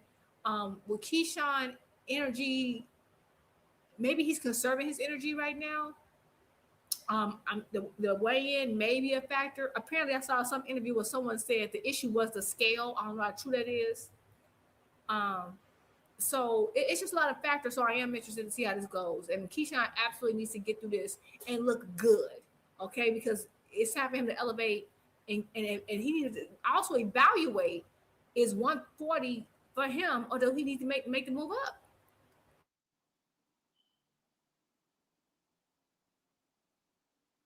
Something being wrong with the scale is diabolical. So it was only something wrong with the scale for him, or everybody else may wait with something wrong with the scale. Like, let's say if it's off by like 0.3 or 0.4, and you plan to come in, that's why a lot of times they want to come in under, and you come in to be like almost right on scale.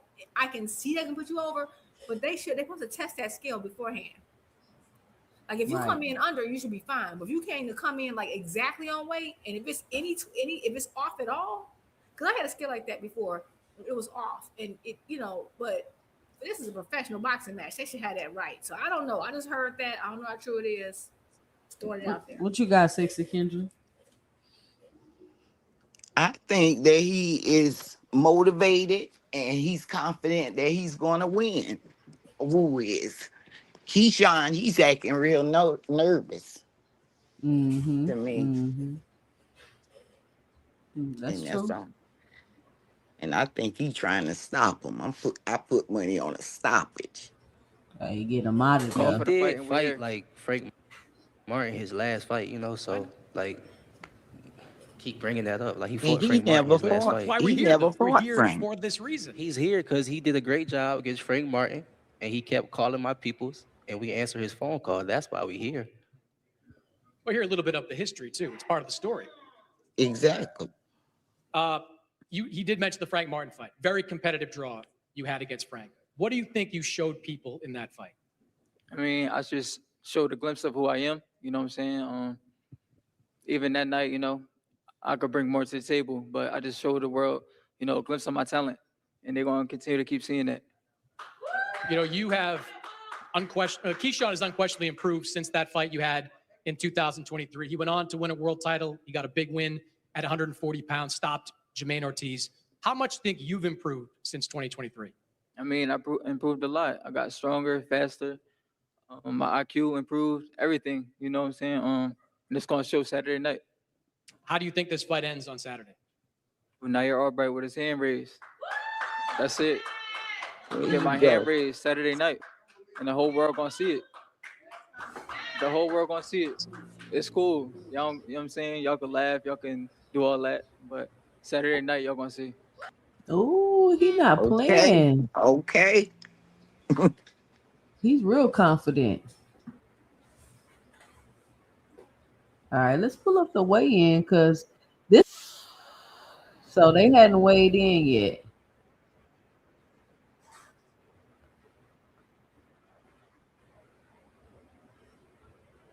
I don't know, man. It's weird what's going on with Keyshawn. Let's see where we at.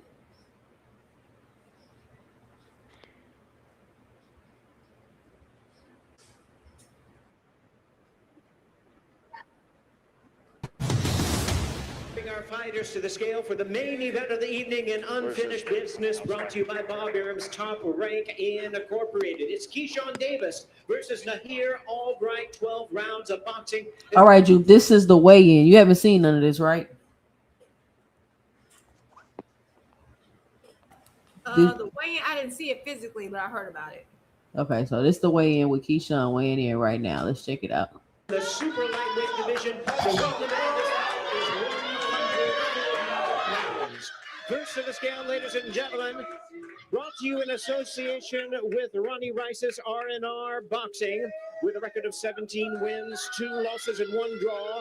He has 7 wins coming by way of knockout. The battle-tested super lightweight contender from Philadelphia, Pennsylvania. Please welcome Pretty Boy Woo Nahir Albright. I can't hear it.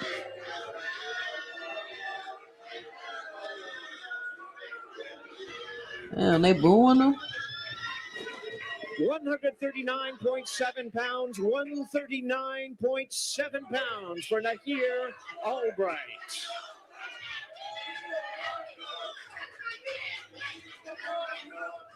And now, ladies and gentlemen, his opponent with a record of 14 wins, no losses, 10 of his wins coming by way of knockout. He's a renowned U.S. Olympic silver medalist, the WBO #1 junior welterweight contender, and the former WBO lightweight champion of the world, the undefeated businessman, Keyshawn. I just gotta pause it because the screaming is killing me. I don't know why they screaming this hard at a weigh-in.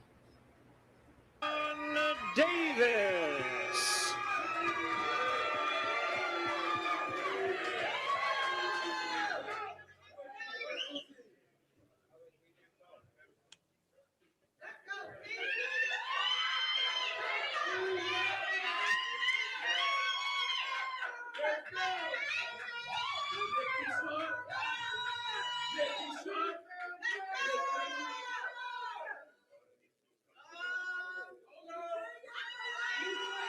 Keyshawn Davis weighs in at 140.2 pounds, 140.2. Now that means that Keyshawn has 2 hours to make that one. Now he came in at 140.2, right? And I don't think that is that it's been blown out of proportion. Would you agree with that? Would y'all agree with that? He came in 140.2. It's kind of blown out of proportion. Oh, Keyshawn came in. Somebody told me it was 3 pounds originally. I said, what? I said, how the hell is he coming in 3 pounds overweight? And so somebody got to mute. I can hear echo. And so I found out it was only 0.2 pounds, and I was like, okay. But I realized the issue is just the optics of it all, Keyshawn. Like you miss weight your last fight, and then you come in and you miss weight again. It doesn't matter by what. The fact that you miss weight is what people gonna see when those headlines start to go. So now you went viral for missing weight again. Exactly. Like and it's not even by it's about 0.02, but don't nobody care. Nobody gonna look at the details. Like that's not how this works. Nobody cares about the details. Nobody gonna critically think and be like, oh, it was just 0.2. Even though you still shouldn't be missing weight, but 0.2 was like, you could still get it, but come on now. But now it just looked like you missed weight again. Go ahead, Ju. Yeah, I mean, you have 2 attempts. I will say this. I do feel like the whole, because for example, is that officially missing weight? No, it means he took 2 attempts. Like, for example, when like it depends on who does it, because we've seen this happen with other fighters and they're like, oh, he's never missed weight, although he took 2 attempts before, right? Um, I'm not. The point is because he has so much scrutiny on him, they want him to be perfect. I understand that, right? I'm not saying he shouldn't have any criticism, but he's not the only person who had to one strip naked and or make weight a second time to make weight. The Mr. He never missed weight has done that before. They don't count it against him. I just think it just depends, right? Like at the end of the day, you have a lot of people who, unfortunately, their love for drama and disliking certain people for certain reasons is bigger than their love for the sport, and so they just nitpick certain things. This is not as big of a deal, I think. Point two is not a lot. You could have just not. I don't know. It's not that big of a deal. He did miss weight. He had to have a second attempt. It's not a big deal. And it's not that big of a deal, Jude, but it is that big of a deal, Jude, right? And the reason why you can't get away with, oh, he didn't really miss weight, he just had to take another attempt, is because when another fighter missed weight, they act like it was the end of the world when they just needed to go lose the weight and come back and do it again. It was just an attempt, right? So things like that have been blown out of proportion to where the regular boxing fan, like the casual boxing fan like myself, they don't understand those type of things. They just see a headline that say you miss weight, and then now they just gonna run around and repeat that you miss weight. You miss weight, Chose. This is the second time in a row you miss weight. Well, he didn't even miss weight. He took 2 attempts. He didn't make the weight. Then he came on his last attempt and he made the weight. Yeah, like, That's for not example, you know missing who's the a weight. fan favorite? Like, that happened with Devin. No one says Devin missed weight. They say Devin never missed weight. But Devin, the same thing happened to him. He had to strip naked. He had to try a second time. That happened with Devin. And, and also, this is another thing, too. And I'm not saying that you shouldn't make weight. You should absolutely make weight. But not making weight is when you're like if there was a mandatory situation and you're no longer able to compete for it. Like what happened with Cool Boy. Remember when Cool Boy fought Shot? He missed weight. Tank has missed weight before, where he lost his title because he missed weight. He still fought and won, and his title was only like, that's a missed weight when you can't even, and it happens sometimes. And sometimes it be because you need to go up. Sometimes because you had a terrible weight cut and you weren't doing what you're supposed to do. But I just want to say is that we need to make one rule, because in that case you can't be saying, oh, he never missed weight, because that's happened to some of y'all favorites and people act like it didn't happen. So yes, he missed weight that one time and it was deplorable. And I think because he did that, it was like relatively recent. But no, but it's very rare to see the main and the co-main both miss weight by such a minuscule amount. So that makes me wonder, and I think it was. I gotta go back. I was, how you like going in during like a timeline. I thought I saw a video with Ronnie Shields saying that. I could be wrong. I gotta find Saying what? That he thought it was a scale, but I thought that's what he said. But I don't know if he actually said it, because I watched the video, but I saw some other headline. So I don't know, but that is. I'm like, man, how y'all both missed by such a small amount? So I don't know if it was that, or if it was a scale thing. It's probably likely just them, but it's a small amount, and it is what it is. If it was like a pound, I'm like, oh, now listen now. A pound, 1.2. So yeah, so I okay. just want to know where Shakur is at. He's helping Ray Ford, but he's not helping Keyshawn. That's his brother, right? That's a good point. We ain't see no pictures of Shakur in the Keyshawn camp for this fight. That's a good point, Sexy Kendra. Let's get play the rest of the way in. 140-pound weight limit. Them top rank things look so cheap that she got on. And lose that 0.2 of a pound in order to make 140 pounds even. Well, hey, Jupe, have you ever seen the weigh-in where Sean Porter had to get naked, but they dropped the curtain and got Sean Porter up there all exposed and naked? You said what? Have you seen the weigh-in where Sean Porter had to get naked and then they dropped the curtain? That's what I ain't gonna lie. If I was one of these fighters, I would not trust it. First of all, it's too many people right there in the back. I'm sorry. We gonna have to do it. I ain't gonna lie. No, that's really They dropped the curtain. They absolutely. When Sean was up there, they just dropped it, his whole stuff out there. I was like, what? There was children in there. They all lackadaisical. It couldn't be me. I'm gonna have to just be depleted. Wow. No, I gotta find that clip. We gotta find that clip. that was Ju, terrible. I felt so bad for Sean. He should have sued. I would have sued. Did you ever go back and watch the Sean Porter Terrence Crawford fight? I think I have, but it was a while ago, and I forgot what you told me to watch for. I'm sorry. It was long. I gotta go. I remember you mentioned something about that fight. Now, if you say it, it's just as me and you discuss so many fights. We'll talk about it. We'll talk about it. We'll talk about it later. My bad.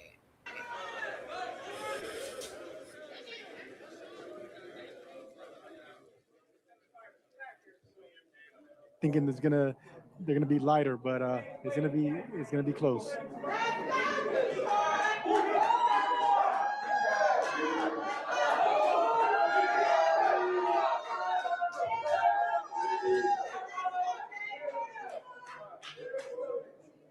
£140.1 pounds. 140.1 pounds. He has 2 hours in order He could have to cut lose his hair. 1/10 of a pound to make weight for this fight. Well, Sergio, you were wrong. Underwear does not weigh 0.2 pounds. It weighs 0.1 pound. He probably has heavier underwear than most. But this is so stressful for a fighter. This is where things start going wrong for a fighter, Todd. I'm telling you right now. Keyshawn.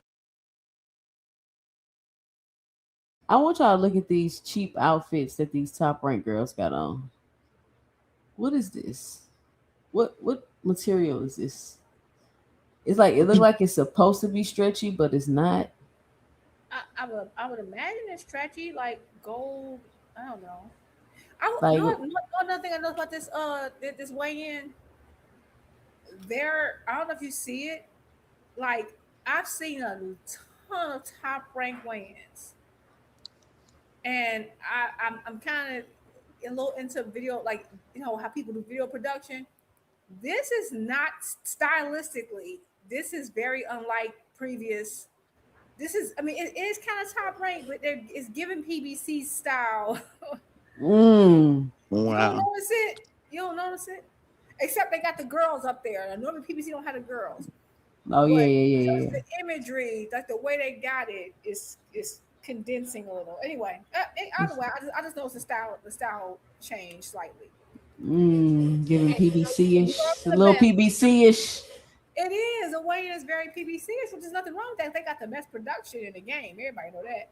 But it's just more interesting because over their weigh-ins, like the music, I don't know. It's something about the editing, the backdrop. It's very PBC-ish. But go ahead. Davis just lost so much momentum, and for Albright, the confidence is through the roof now. He knows that he has a wounded fighter in front of him. Hey, Dondru say this top rank on the new budget, Juke. Not only because of the weight, but because of the confidence. Look at the confidence in that man's face right there. That man's ready for war. He's the one that was responsible. He made the weight. Now, all his show. This is a big confident boost for Nir Albright. And of course, with 2 hours, you got to believe Keyshawn's going to be able to lose 0.1 pounds, no problem, right? I think so, but right now,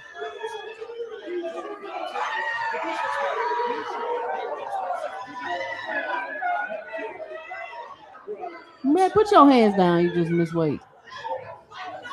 Keyshawn look nervous.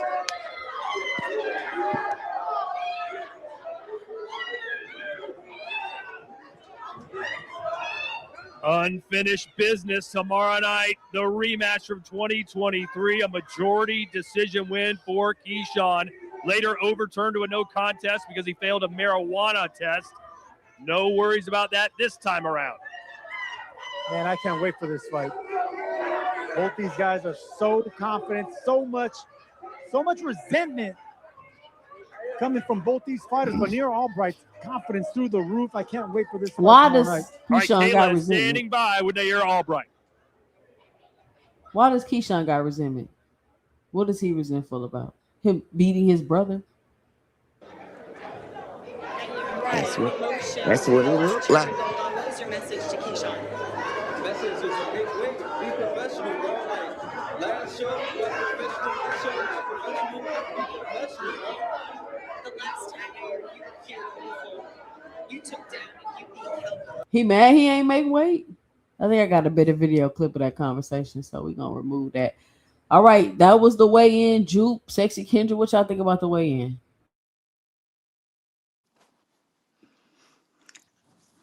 I think Wu gonna stop him. You too nervous. In 2 rounds? Wow. No, not 2 rounds. Oh.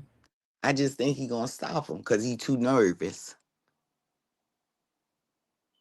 But you know, I'm about to pull up this interview. You can find a Keyshawn. He just looks, and I want y'all to tell me what y'all think. He looks defeated to me.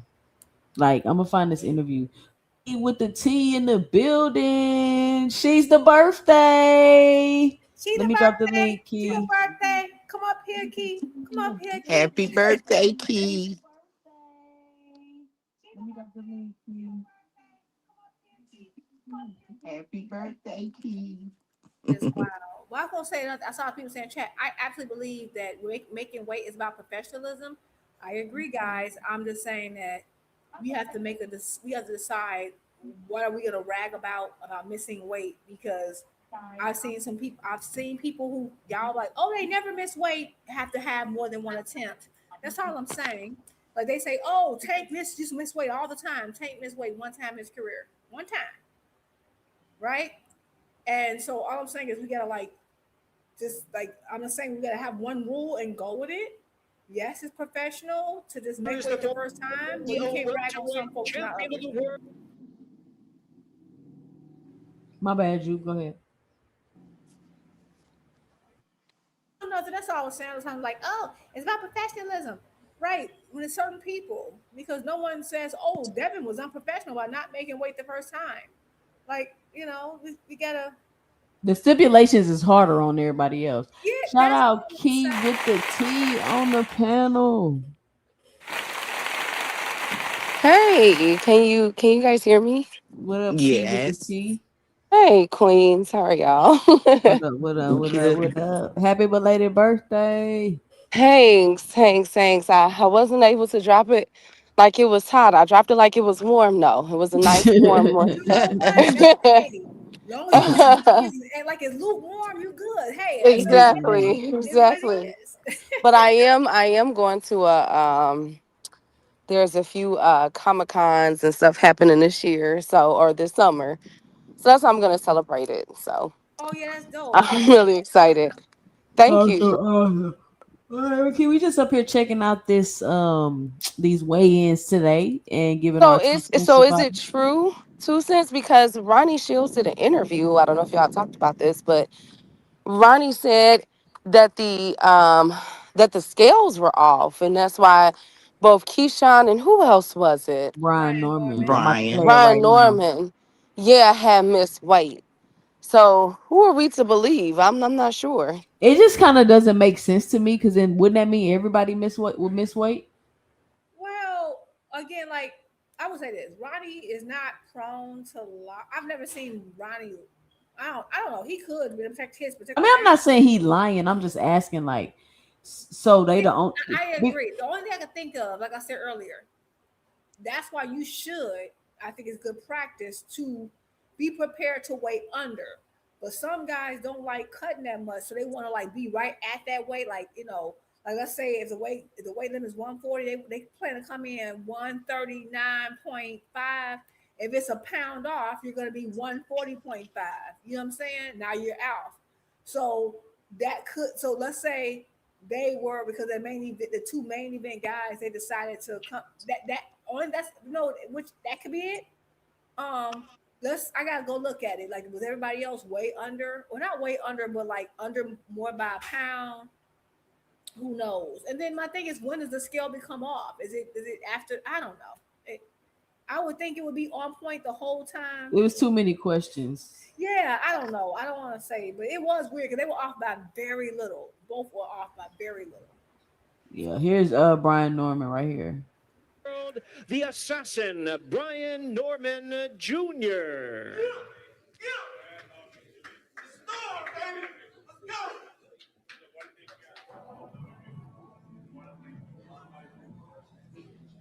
Brian Norman weighs in at 148.4 pounds. 148.4.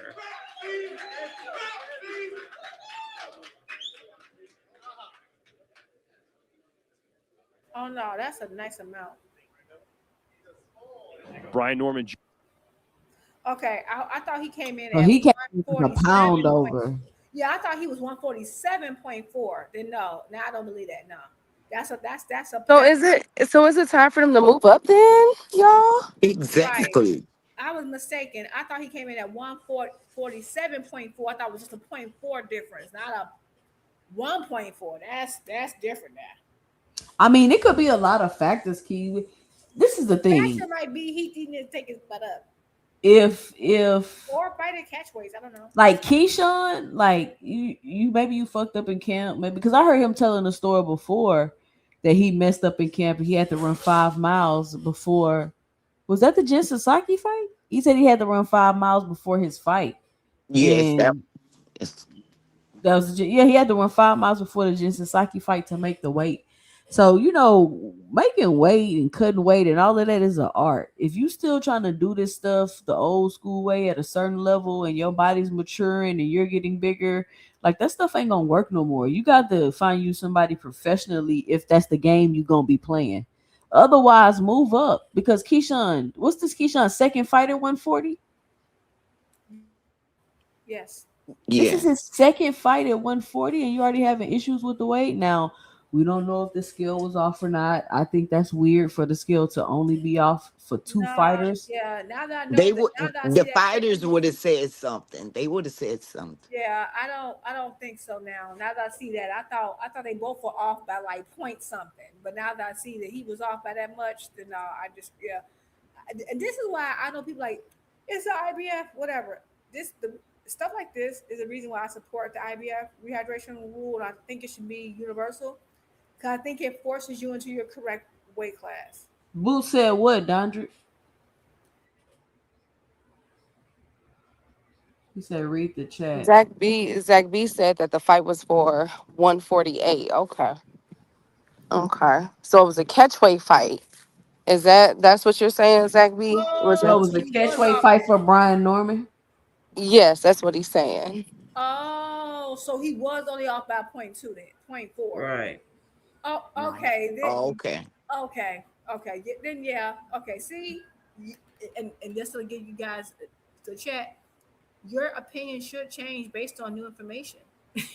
Oh, Exactly. that's a normal thing. You see how I didn't change two different times based on factual information? It's okay to change your opinion based on information that you didn't have before. It's okay. Exactly. But That's my usually, thing is, oh, go ahead, Zach. Go ahead, Kendra. I often say that's No, usually go how it's ahead. supposed to work. Go ahead, Keith. No, what I was about to say was, I mean, even though, now look, I'm gonna play devil's advocate real quick, okay?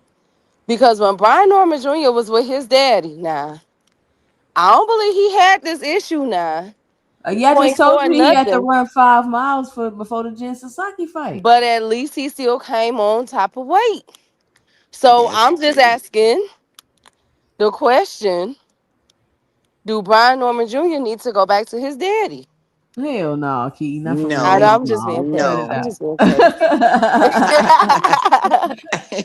I The mean, hell he was no, Keith. point four. If okay, And now the we scale know is they were off. now we know they were less than a pound. Like it was point four and point two. That could be a scale. It makes it more probable. Not saying it is. It makes it more probable that it's a scale thing because especially if they both came in to be as close to weight as possible, and that's what some fighters do. So they won't, they don't want to deplete themselves. Um, we'll see after the performance. You know what I'm saying? Because this, and I always temper my expectations when they're with a new trainer because that's a big transition for a fighter. And that's why I kind of low key more excited, kind of more interested to see how Brian's gonna look after his first fight under Ronnie Shields because this is not a huge amount of time Like he just fought Devin. That wasn't that long ago. November. That's a lot to soak up in a very short time frame. So, and sometimes they get that weird thing where they're stuck in between trainer style mind state. They don't look as good. So I don't know. But after this, if he looks terrible and he looks depleted, then we'll know he might have shit that was dead. We'll see. All right, let's see what else we got. Junior, of course, Sergio trying to bounce back from his first pro loss to Devin Haney. What do you think we're going to see from him tomorrow night? We better see a menacing Brian Norman Jr., the same guy that we thought was the boogeyman of the welterweight division, knocking out everybody, getting the knockout of the year versus Jin Sasaki. That's the monster we want. Over the weight limit on this contracted fight. He's going to now try to strip down and make that weight limit. All right. Well, you heard Jimmy Lennon Jr. just a tad over the weight is Brian Norman Jr. He's going to put on his birthday suit and try it again. I think every boxer's everybody been for in this this position weight. before. Sometimes when you're a couple of ounces overweight, taking off your underwear might help. Second weigh-in, 148.2, Yeah, birthday suit. 148.2. He has 2 hours to make the weight limit. Carl, what is the weight limit on this? Carl, what is the weight limit on this contract? 148, so he has 2 hours to come back and lose that 0.2 of a pound in order to make weight for this co-main event of the evening. How hard is it to lose 0.2 pounds when you're already as drained as Brian Norman is right now? Well, we're going to find out because 0.2 pounds sounds like nothing. Sometimes you can just go to the restroom or a light little jog on the treadmill for like 10 minutes. But if you're already Hell dehydrated, no, you got to got run nothing longer else than to 10 lose, minutes. I half heard a he's pound, drained. 0.2 pounds, 0.2 anything is going to be very hard to do. So for Josh Wagner, maybe a little bit of a little pep in his step because he knows the fighter tomorrow night that he faces will have really had a tough weight cut. No, look, the stars are aligning for Josh Wagner. There they And are, you can see ladies the and size gentlemen. difference It's the here. co-main event of the evening, the assassin Brian Norman Jr. versus wow, Josh the that guy's Boss kinda Wagner. Welterweights, 10 rounds of boxing and a special attraction. Can So he I coming for can the I upset. can I ask a question? Do you guys Mhm. think because they had to lose that 2/10, but And it there you appears see the that both of size. them did, wouldn't it be that that Keyshawn and Brian Norman Jr. is not going to be able to hydrate properly, or will they be able to? Because I don't want them to be at a disadvantage. I think they should still be able to hydrate properly. They just needed to make the weight, and it was only by 0.2 pounds, and that ain't. I mean, they don't look drained, right? They don't look dry, so it looked like they should be able to just go drop the 0.2. Like their eyes ain't sunken in and all of that. Like they don't look like that. Brian Norman look a little drained, but he don't look like Devin Haney drained. So they should Yeah, be like able I've to seen drop way that worse. 0.2. Yeah, I agree. That guy look like he gonna knock him out. They both. I will say this. I don't know. I've seen people be. I've seen fighters have to like make up the difference with like a point something, um right, and it might be a tougher fight for them. Like for example, like remember when Tank fought Gamboa and he had to cut weight. He had so many hours to cut the weight. He had moved to 135 and he still missed it. And he had to come back. Well, he missed it the first try. He had to come back. I think it was more than 0.2. I think it was less than a pound, but closer to a pound. And he had to deplete himself. And so then when he fought Gamboa, it went, he knocked him down a few times, but they was like, oh, he didn't stop him early. But he also had a bad weight cut, right? But he still persevered. So I just think it depends, right? But no one considers that, right? They were just like, so but he still got the stoppage. It's just later in the fight because he did like he got tired. That's the last time I've ever seen him tired. So it can, but then I've seen people it didn't affect him at all. So it really, I don't know. I don't know. I need to find out more about his opponent. But I do see that reach, like it's gonna be a height disadvantage but potentially a reach disadvantage. That's more of my concern when it comes to Brian. Yeah, I haven't done any film or nothing like that. That's why I'm not picking. That's why I haven't. Y'all don't hear me picking none of these fights. I haven't picked none of these fights because I haven't sat down and watched the film and studied and did all that to pick any of them. I didn't pick Karen to beat Patty Donovan. I didn't sit down and selectively pick that fight. I didn't tell y'all to pick Karen over Patty Donovan. We've been so busy. Like neither one of us picked it because we said he good. That don't mean just pick him blindly for every fight. I haven't I think I saw Patty Donovan in one fight before. I don't This think I guy seen Brian's Patty about to fight. I Donovan. never seen him, and I just think we haven't had I've been out of town a lot, so I haven't had time to really sit. I like to sit down and kind of like have a better idea before I pick. I Right. still stand by what I said. I still think Karen's a good fighter. I think he showed some good footwork, some good defense against Boots. I thought he showed some good work. I'm not about to go back on that because he lost a fight. Just like I think Najamal um was kind of like awkward for Bud. Now, did Ortiz beat him up way easier? Yes. Does that mean that Najamal's trash? I don't think so. I mean, I don't know. Like, I don't know. These dudes just want to argue over something. I think Yes, it's of just reality course. flip. The guys want to argue about something, and the ladies talking that real boxing talk. Let them argue and eat bonbons and paint their fingernails. As long as y'all know in the chat. And I just want to Ju- apologize because last week I said that Keyshawn and Nahir Albright was gonna have the press conference of the year. I'm like, I thought When that was did gonna you be say so. that? Last week, remember y'all? I told y'all. I said, man, I Girl, think why are you apologizing, girl? because I'm just like, man, I was really let down today. I thought that press conference was gonna be lit, y'all. That was a decent press conference, but Khalid and Keyshawn B, he embarrassed. Key. Man, come on, man. Like he was at least supposed to bring it. I just didn't feel any sense of urgency or any type of confidence. Am I wrong? Especially the way Yeah. he acted towards Abdullah. Right, exactly. Yeah. I feel like he Okay, really went. He was more tougher towards Abdullah and them, or he even calling was. out Tank Davis than he was towards Lamont not here. Roach. Albright. Am I But this is wrong? saying, Key, you don't owe us an apology. I would say this. You could just say, you know what? I thought it was gonna be this because of that. Because you're right. Because Keyshawn is like he's a businessman, he's a showman. He normally popping it. I thought he'd be pop. He has been more subdued. He absolutely has been more subdued. And I haven't even watched everything. I've seen little clips and snippets of everything. And you're right. Like he popped it way more Abdullah, and I think it's because he knows that Abdullah is just how sometimes a person like that's not their thing. Like we know Abdullah is not a shit talker. It's just not what he does. And sometimes people take advantage of that with people they know it's just not what they do. And so that I don't know, and maybe this is his mental game with Albright, but I thought it was gonna be good too because like why would you not think that? Albright got jumped. He beat Keyshawn brother. Keyshawn technically gonna win over him. Of course, you expect. I thought he was gonna put on. Maybe they saving that for the performance, but yeah, I don't know what's going on with him. All right, let me get these super chats. Shout out to. Ooh, hold on, I missed a lot of them. I'm tripping. Got that one. Got that one. Got that one. Got that one. Boxing hacker with the $5 in the super chat. He says, I think B Norm should have stayed with his dad. His dad got him a title when he was an underdog. Always leave with the person who brought you to the dance. Shout out to Boxing Hacker. And I think in the last video, Boxing Hacker, where Earl Spence talks about that, and he's like, you just, that loyalty thing, like, it's a thin line with that. You try to be too loyal, you got to move when it's time to move. Shout out to Boxing Hacker back in the super chat with the $2. He says, so Karen is good, but Cambosis is not.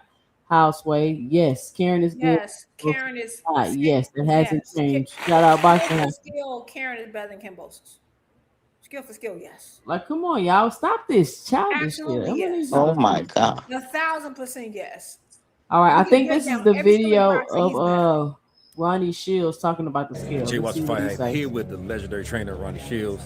So today, we had some fighters miss the scale. Miss weight Oh, on the they got scale that today. music in the One background. being Brian Norman. But heard there might be some disparity in how good the scale was. I'm gonna try to let them say what he got to say, but they got that music in the background.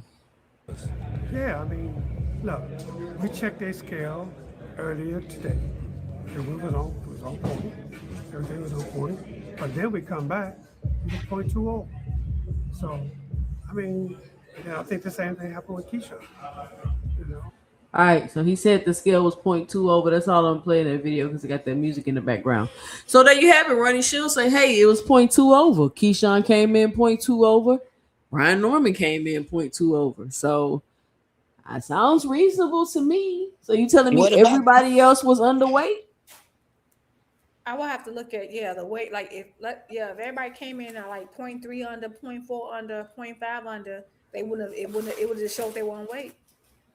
If you came in to be like almost directly on weight, you were gonna be over. That's why you supposed Damn, to so they go. made them lose weight for no reason? That's diabolical. That's the home team advantage. That's because you supposed to come in underweight and your opponent's supposed to come in on weight and you supposed to make them think they overweight, so they gotta go run, not you. Messing it up. Wait a Um, minute, Karen fought today. What am I missing? Somebody keeps saying oh, something about Karen. Karen lost to Patty Donovan today. That's the one who Shakur fought. No, The Karen is Shakur, the no? one that Boots no, fought. Is that the one Shakur is who Shakur Boots fought? fought. Karen, Shakur is okay, who so Boots. Karen is who Boots fought. Right, but who is Pat? Patty Donovan is the one who. Patty Patty Donovan is who did he fight? Oh, I gotta go back to the dang I can't remember. Sorry, it's a lot of noise in my house. I'm moving stuff So around. somebody said Hannibal said that he's trash. Styles make fights. I still think that that's a great fight for Devin. I don't care what nobody say. That's an interesting They fight trying for to me. See, they you know trying to why? Because squirm you're out not. of it. That's because you are thinking with your boxing brain and you're not emotionally attached. Let me tell you what's happening really quickly. For whatever reason, within the last week or two, Boots has there's been a hate train, and you have certain Oh, it's been fan going on way bases. longer than that. There's two fan bases who have a specific thing to like. I don't know what the heck's going on, but like they're like I don't care. We've been talking about other topics. Like they've been in the chat talking about freaking Karen Kukadajin, which I never thought would happen because he's not that big of a name. But they're so obsessed because for whatever reason they need to discredit Boots to make themselves feel good. And I'm a Bud fan too. I'm okay with Devin, but I'm a Bud fan too. I don't get it. Like they're basically saying that because Karen lost, that means that Booth's resume is trash, which is crazy because when we said that Tank's resume has aged well, they tell us, oh, but he wasn't that it's all about when you fought him. So they're flip-flopping, right?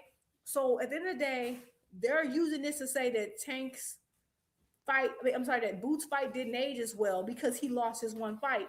But that same rule doesn't apply with Bud's opponents or anyone else's opponents, right? Because Bud has fought people, has gone 12 rounds with people. They've gone on to either get stopped by other folks or they get beaten easier by the folks.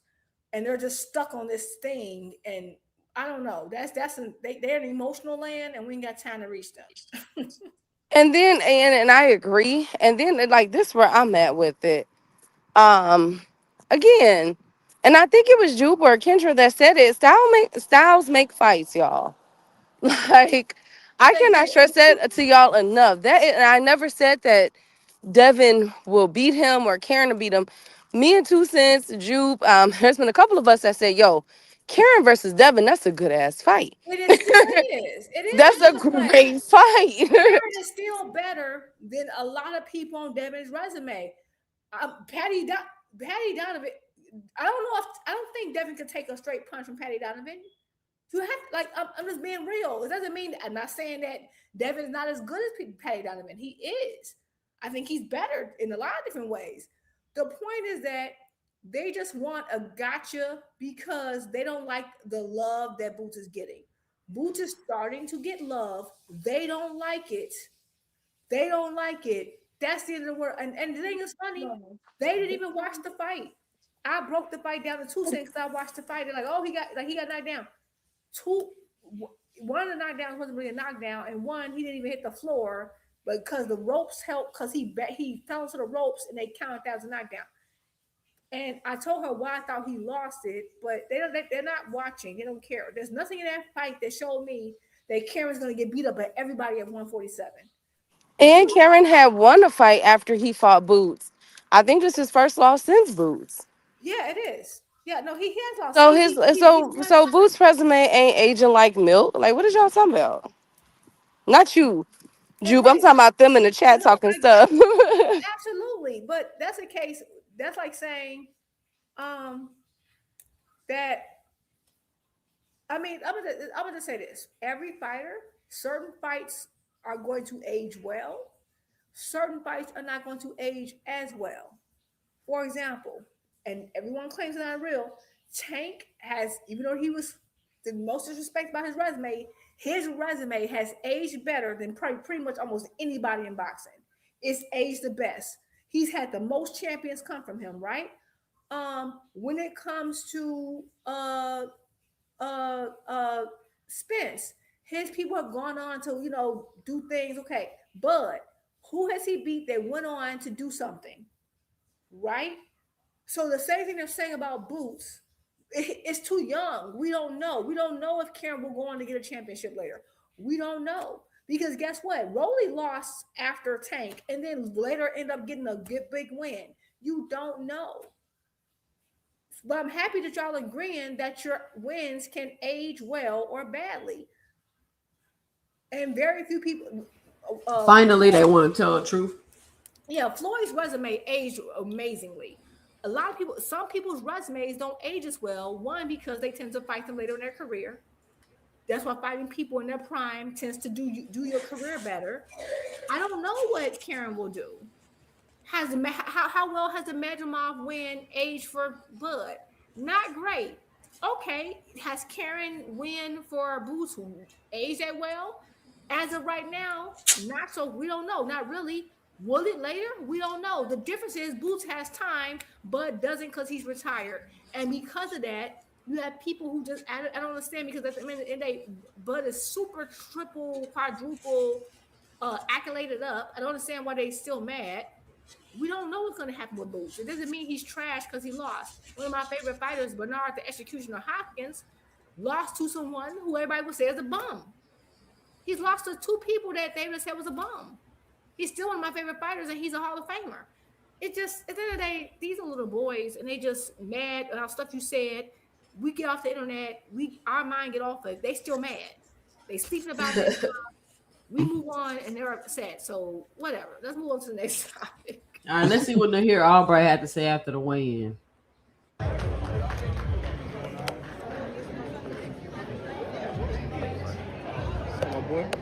What's going on, man? This camera is crazy. What the hell?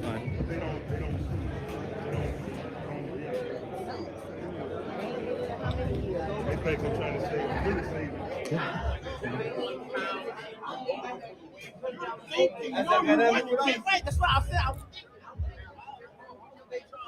Yeah, that's right. It was stolen. It was stolen. Oh, you're right. Like, weigh in, then go make your way. You shouldn't be allowed to do that. Who were you disappointed about the whole situation, or? Yeah, it's weird, bro. I'm professional. Would you still fight him if he doesn't make the weight? Yeah, the fight gonna go on. Okay. If you want. Any penalties or anything that you guys discussed? Like, I don't know what's going on next, but I know I did my part, so we want to see what's up. do you think this is them struggling to make the weight, or just not being disciplined? I don't know. Do you think it was kind of messed up that he didn't just have you just do the weigh-in right away and I guess They were stalling for him. It's a sick they were stalling so he could try to make the weight. But he had to be waiting. That's weird. Do you think that's just Virginia, or you think this is just this whole situation just impairing? You know, you were a professional and you made weight. How hard was it for you to actually make the weight, put the work in? It's not hard for me to make weight. I just do what I gotta do, make the sacrifice I need to make. And I always come ready, and that's it. So you feel like his sacrifice should decide why he didn't make it? Do you feel like he's in the He moved up. This is a new weight class, so how you don't make that weight? I know in Virginia they did some. Okay, now Albright is saying, okay, y'all talking about just the scale issue, but Albright saying they've been stalling and playing games so he could try to cut and make the weight. So I don't know what y'all think about what Aubrey's saying. He unprofessional. Mhm. Key Ju. I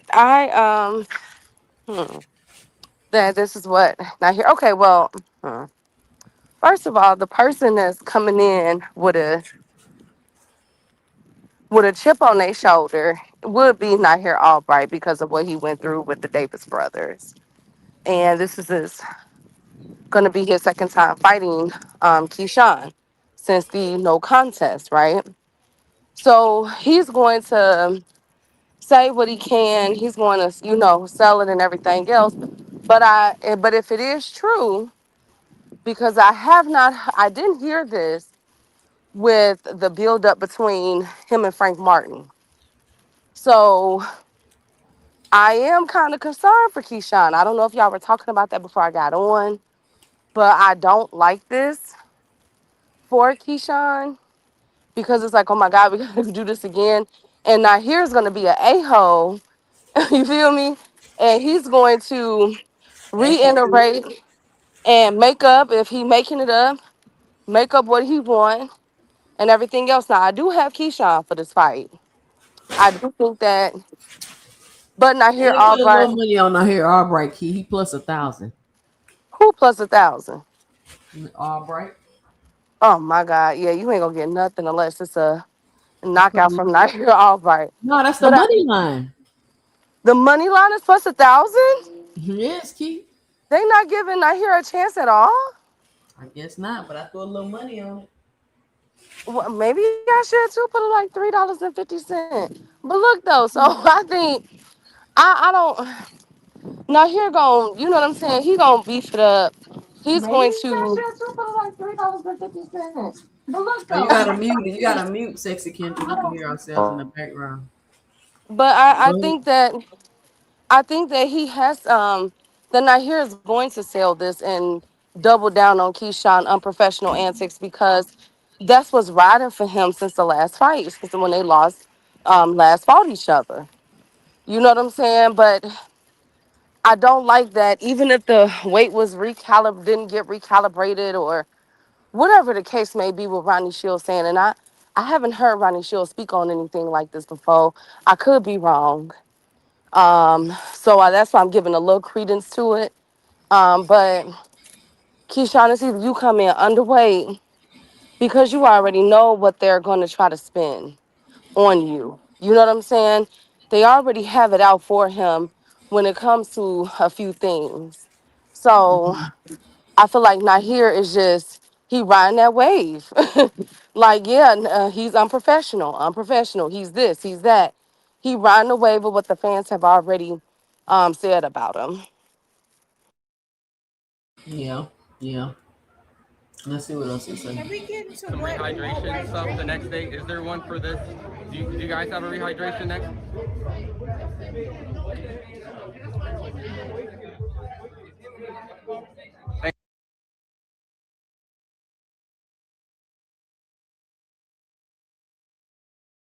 They be having an attitude after the weigh in. They be having an attitude, don't they? Let me find the next video. Let me see what we got.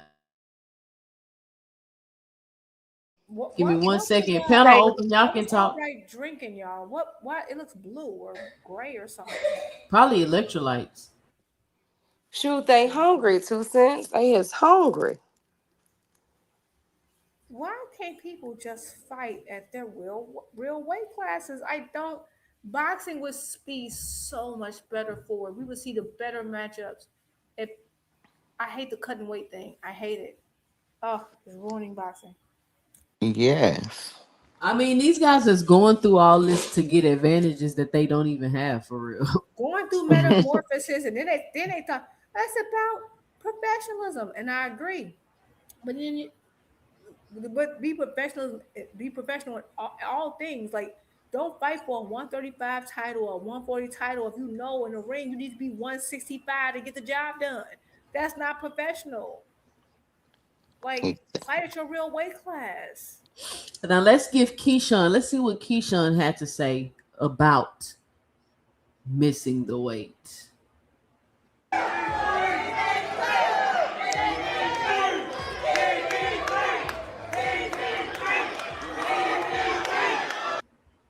He probably about to lie.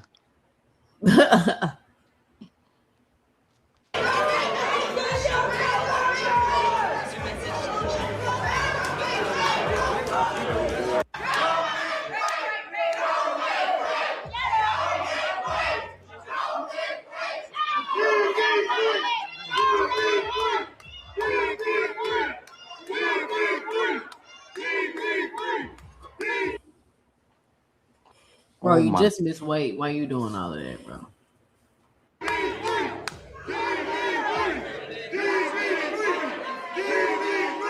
Hush.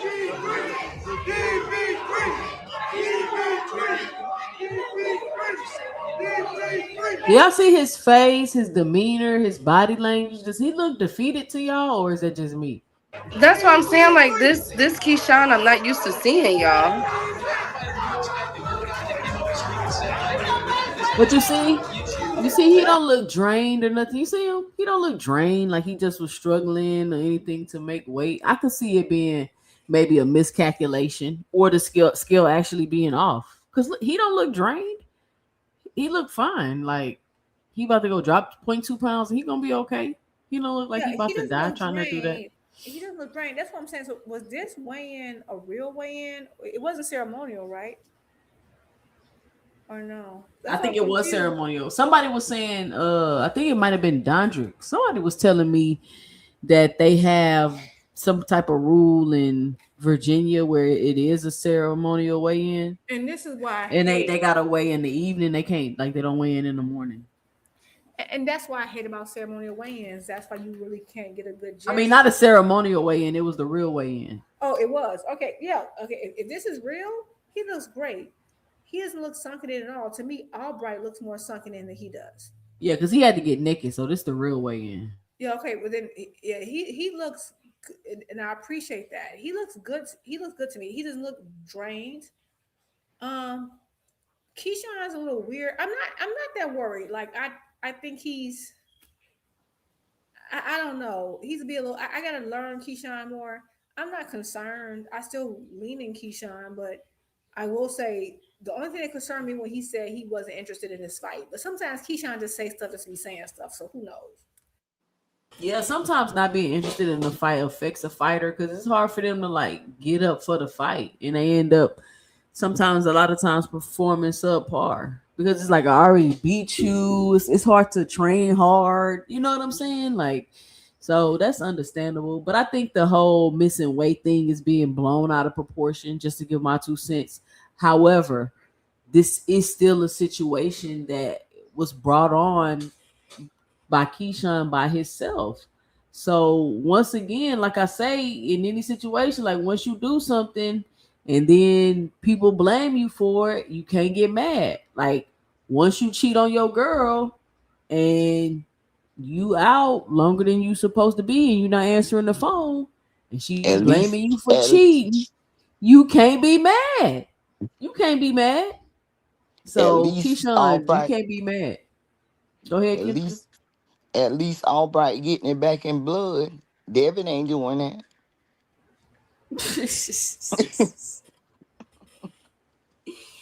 Hey, and then Right, and I I want to wonder if picky. Oh, go ahead, Susan. I wonder if Albright team really was calling asking for the fight. Because even if Albright team is calling and asking for the fight, Albright ain't no A side. How can he force Keyshawn into a fight? But go ahead, Key. And I was that's a great point that Kendra and both of you guys made because this what I don't understand. Who would have thought that we would be talking about a Keyshawn Davis running it back with the Nahir Albright, okay, R&B singer, you feel me, trying to get to the number one of the Billboard charts. Who would have thought that? He just got done singing after the Frank Martin fight, and now all of a sudden they're about to run it back. Now, this is no diss to Nahir Albright. That's not what I'm here to do. What I'm trying to say is, what I'm trying to paint the picture is, like, I could have sworn, okay, and my apologies, but I could have sworn that Keyshawn Davis did this whole spiel from maybe, was it November, December up until now, or up until about April before this fight was announced. Of he's coming for belts, he's doing this, he's doing that. We were looking at him to go to 147, doing all these great things, and this is who you decide to fight, and everybody's scratching their head like, wait a minute, what? Or at least I am like, wait a minute, that's not what you said. And so now that he has this fight, now I'm having to ask the question, okay, now what is Devin gonna do? Because both Devin and Ryan Garcia are free, if last time I checked. So are they gonna be able to run it back? And I have to give my props, like Kendra said, to Nahir Albright, because at least he's he's keeping his name alive. You know what I'm saying? Like he's reminding me of a Dubois. Remember when Dubois lost that controversial fight to Usyk the first time, and everybody counted Dubois out, and then Dubois went on Yep. this crazy run to Yep. go back and get the rematch. Now he lost again. He got beat up again, but we can't take away that man's heart. Now the same thing is with Woo. Like, okay, wow, at least he's running it back with the Davis brothers. Y'all could look at it as clout chasing or whatever the case may be, but his name is out there. He's headlining, right? And now I'm scratching my head like, okay, Devin and Bill, what happened to the $100 million deal? Ryan Garcia, why aren't y'all running it back with that? Like, what's going on? Am I tripping?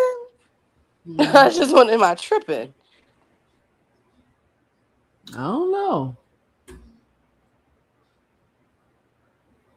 Duke, Kendra? They're back with that. Like, what's going on? Oh.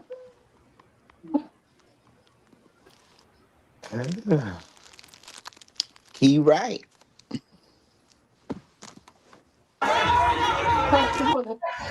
It's just who I am. I told people when I do that.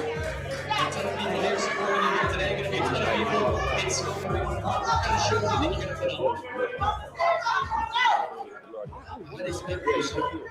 Appreciate He looks defeated to me, y'all. I'm not saying he finna lose the fight. I'm just saying like his attitude right here, right now, his body language. He looked defeated. Look at him. So I don't know if he looks.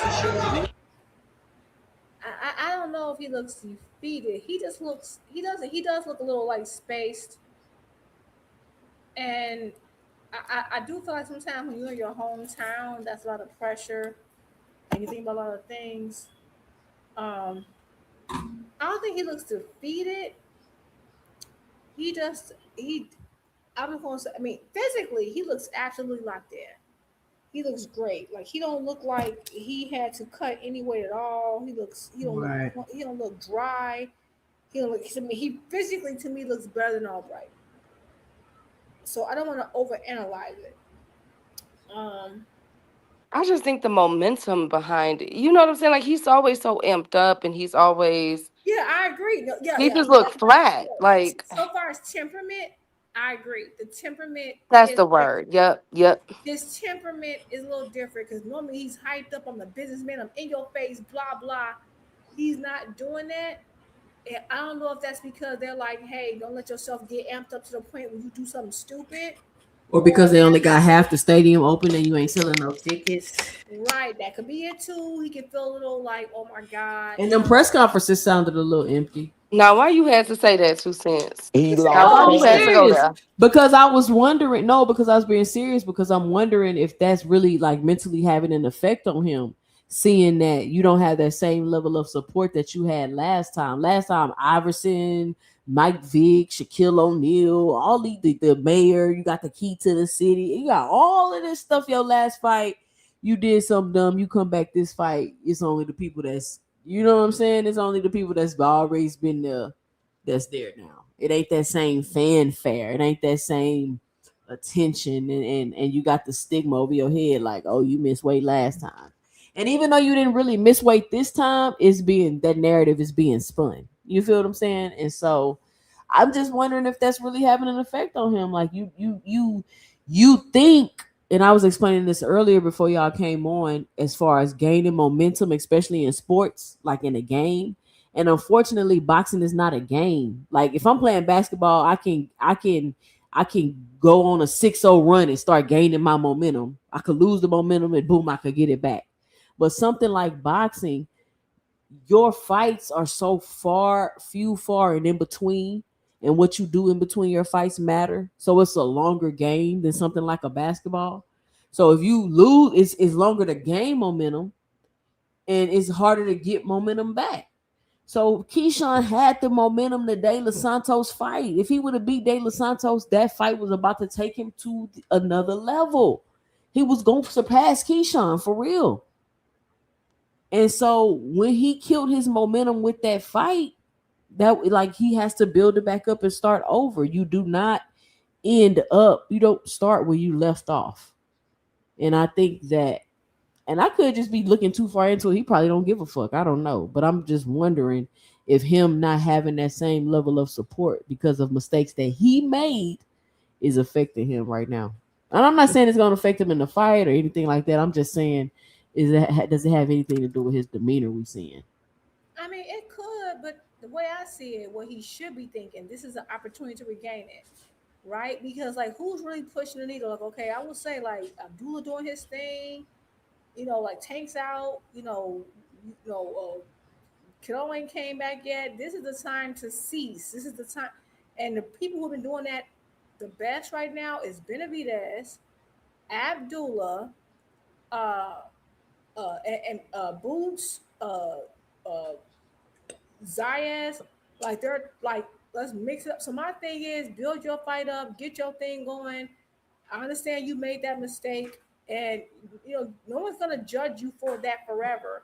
So that's why him not, even though it could have been a scale glitch, you wanted to make sure there was no complications. You should have been on point. You know what I'm saying? That's a proof to the fans that you locked in.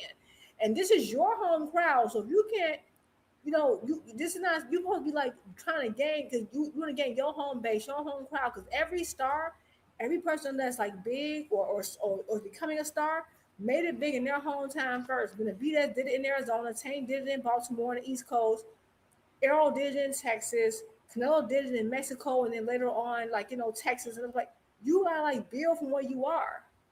So he should be like grabbing the bulls by the horns. Yes, you made that one mistake, and they might not be selling as much this time, but that don't mean they can't later. So I really hope he puts on a phenomenal performance and regains that trust. You can regain public trust. It's not like all lost because you made this one mistake. Well, I think he's over promising and under delivering, calling out Pitbull, calling out this person, and then fighting to hear Albright. That's kind of like turning people off too. So he just needs to switch up his whole little marketing thing, because if he continues the way he's going, people not gonna be paying attention to you, Keyshawn. Like it's not gonna work. And two, let's not forget what we had brought up. Happy birthday, David Lynch. Hope you continue to have many years, King. Happy birthday. He just put Happy happy birthday birthday, to you. David. Happy birthday. Taurus gang in the David Lynch building. is the birthday today. Yes. But we continue to mention this, and I want to make sure that we always mention this. I feel as though Keyshawn is living in the shadow of Shakur Stevenson. I don't care what anybody say. Like I was just about to But say that. he's like scrunching himself down and trying to fit in it. Like, you know what I'm saying? Like he yes, put himself there. exactly. Yes, he's doing it to He was himself. never in Shakur's shadow. He was never in Shakur's shadow. No, no. Ever. He was Now he about to is. pass Once that Shakur. all. Yes, he was. But now look at what we're talking about. Now they're not even clamoring for him, and now it's, oh well, I gotta fight this person. Now you let Shakur take fights from you and everything. Now you trying to. I just feel like he. That's what he looked like. He looked lost. Mm-hmm. That's exactly what he looked like. He looked like he left his keys somewhere. He don't know where he put them down at. That's exactly what he looked like. Now he lost the home keys. That's exactly what he looked like. That's terrifying. There's nothing worse than getting home. You tired, you gotta go to the bathroom, and you can't find them keys. That's the worst photo. Or think you about to leave for work and you can't find your keys. You like, fuck. Oh man, that happened to me the other day, man. I had it's terrible. And now you late. You 45 minutes looking for your Right. keys. Like, I God spent damn 30 it. minutes once I do it every time. It's terrifying. But I will say this. I agree, Key. I think that, and this ties into what, and even though I can't stand big rockhead Bradley. He get on my nerves sometimes. But he was right about that. Like, I saw that interview, and that was my issue because Keyshawn has the ability to like be his own star. He has the talent, the charisma. He really Jupe, can. What did Tim Brad? Because Shakur had been cussing him out. What did I miss with that? What did Tim Bradley say about them? If you don't mind to to talk Well, about it. I played the Boxing video. brothers. yeah, she played it earlier, but basically Tim Bradley is saying, I hear like Tim Bradley, like, hey, I understand that, but like you understand, like, you're not gonna get the best of the best. You're gonna get the leftovers from Shakur. Daddy and son. Yeah, he said, and that's why Keisha. Yeah, he said he calls them daddy and son, and I love Shakur. I get it, but like it's right. You should be in your own lanes. And Keyshawn was doing his own thing. Think about it. He was building his momentum, and it got hijacked. It should have been you and T.O. And you're getting like think about this. He got T.O. the fight that you were building up, and then now you're rematching here Albright. Yep. Like, and I'm sorry, he does have a point. A broken clock can be right 2 times a day. Wait a minute. Did you just say, Jupe, was you throwing a shot or did Tim Bradley say daddy and son? Who the hell Hold on, called Key. I got you. I got Keyshawn you, and Key. Shakur Lil I Wayne got and you, Key. Birdman? Who the You ain't hell gotta did ask that? me. The shot. It wasn't You ain't me. gotta ask, Key. I got you, Key. I got you. We're gonna run it back. That's what we saw. Definitely. See, you know, I always just wanted my platform to be people just come over here, give their opinions and talk. But I see I gotta start showing where my opinion is based from. Because people coming over here with opinions and saying crazy stuff, and they don't be based off of nothing except they heard it on another platform. So I'm gonna show you this video of Tim Desert Storm Bradley. You know the rest.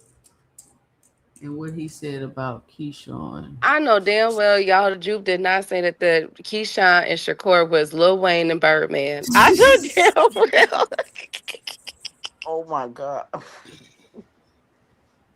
I They know damn near. damn well. Oh They my damn near, God. Key.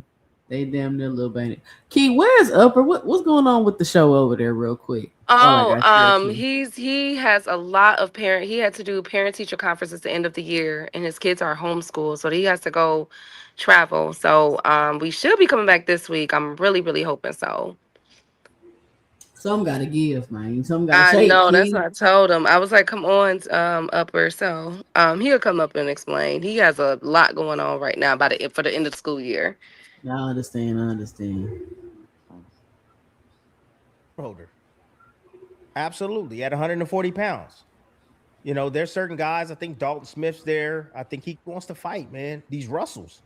Nobody is looking to fight the Russells. Antoine Thank Russell. you. We What are said you this doing? last week. Come on. That's a dude right there that want all the smoke. But again, they ain't trying to face that because they know how tough that is. Now, it don't mean they scared. It's just meaning that, like, hey, that's a little bit, that's up there. You know what I mean? That's a little challenging. It might not be for me. But at the same time, you can't be complaining over no damn spoiled milk because you ain't got no dance partners. That go for Shakur. That go for all these guys. Shakur, Keyshawn, whoever else. There's dance partners out there, Just man. Shakur, It goes for Shakur and Keyshawn. You know why you couldn't think of nobody else, Tim? Because they the only ones running around here doing that dumb shit, talking about it ain't nobody to fight, but they not gonna fight each other. That's why you talking about some Shakur and Keyshawn. Damn risk. They saying that you the best. You saying you the best. You the best. I want to fight this guy. Well, those guys don't want to fight you. Now you got to fight somebody else, or you can fight each other. Oh, Tim, don't go there. Don't go there. Key, Shakur getting all your opponents, bro. You second fiddle, straight up. You are second fiddle to Shakur. Shakur is daddy, you son. It's always gonna be that way. Lord I have promise mercy. you guys around. He better fight him. He took it there, Key. He took it there, Key. He better fight him. Keyshawn got to fight him. They got to fight. Jupe is not the instigator. He said it. I didn't say it. Wow. Do y'all agree with? I didn't go that low. I know what y'all saying. Oh, Tim, come on now. Crawford this, Crawford that. I was on at the time. I was on a different status than Crawford was at the time. All right, so he talking about people. I didn't even know people wanted Tim Bradley to fight Crawford. That fight wouldn't even make sense. Discovered Crawford. Crawford would have put hands and feet on Tim Bradley. What the hell? He did put hands and feet on Tim Bradley. That's how he got discovered. Man, Crawford would have beat him so bad. But I think I won't dismiss that somebody probably did say that, right, to him in defense of Shakur. But they were different like it's at a point when Spence started coming up, like, and Tim Bradley was on his way out. He was his mandatory. They're like, no, we're not fighting Spence, right? So it sounded like this young, hungry lion. They weren't about to fight him. But like, I disagree with Tim a lot. But again, when you have every manager, promoter, whatever, they do have the people that they prioritize when it comes to getting the fight. And if you're going for the same fights, are they going to deal with you even-handedly? Are they like, for example, PBC got Tank and Pitbull. Who's the priority? Everybody know it's Tank. Hey, y'all punch that like and subscribe button. Let me get a like check. Yeah, they not gonna give Pitbull something over Tank. It's just not how it is. Same thing with Top Rank. If it was Bud and whoever else, Bud was the priority. At the time, it would have been Tim over Bud because he's right. There was a time where Tim was who he was as Bud was coming up. It is what same thing with Manny. That's why he said I killed the Manny fight. It is what it is, and that's kind of the situation that Keyshawn had put himself in. That's why I don't understand why he signed with Shakur's people. Can we get to 75 likes, please? We are at 63. Let me get 70 to 75 likes. We on the road to 100 likes tonight. This ladies' night. We talking Keyshawn Davis, Nahir Albright, Shakur Stevenson crashing out on Tim Bradley today. What's going on with that?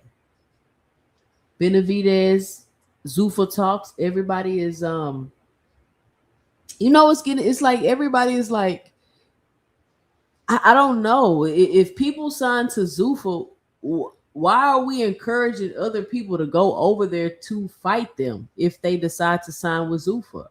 I don't understand that. All of that shit is too ambiguous. Nothing is clear over there. We don't know what's going on with Zuffa. Can they fight? Can't they fight? Can they fight for the belts? Will they belts be on the line? And you know what I read today, Key and Jupe and Texas Kendra? The IBF is not sanctioning the Usyk fight. Do y'all know anything about that? I seen that. I seen that. Yep. It's an unsanctioned fight. They said, pursuant to the IBF rule, an unsanctioned contest is a fight which the IBF has not formally approved. So they haven't approved this fight. The question is he going to be stripped? Because they so quick to strip everybody else as far as these sanctioning bodies go, but it is the IBF, so I don't know. Why wouldn't they approve it, right? Because it's dumb. Why are you letting a kickboxer fight for all the heavyweight titles in the hip? Like, what are we talking about?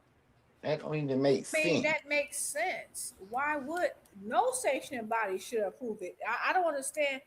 And this is what goes back to like people just not liking certain people.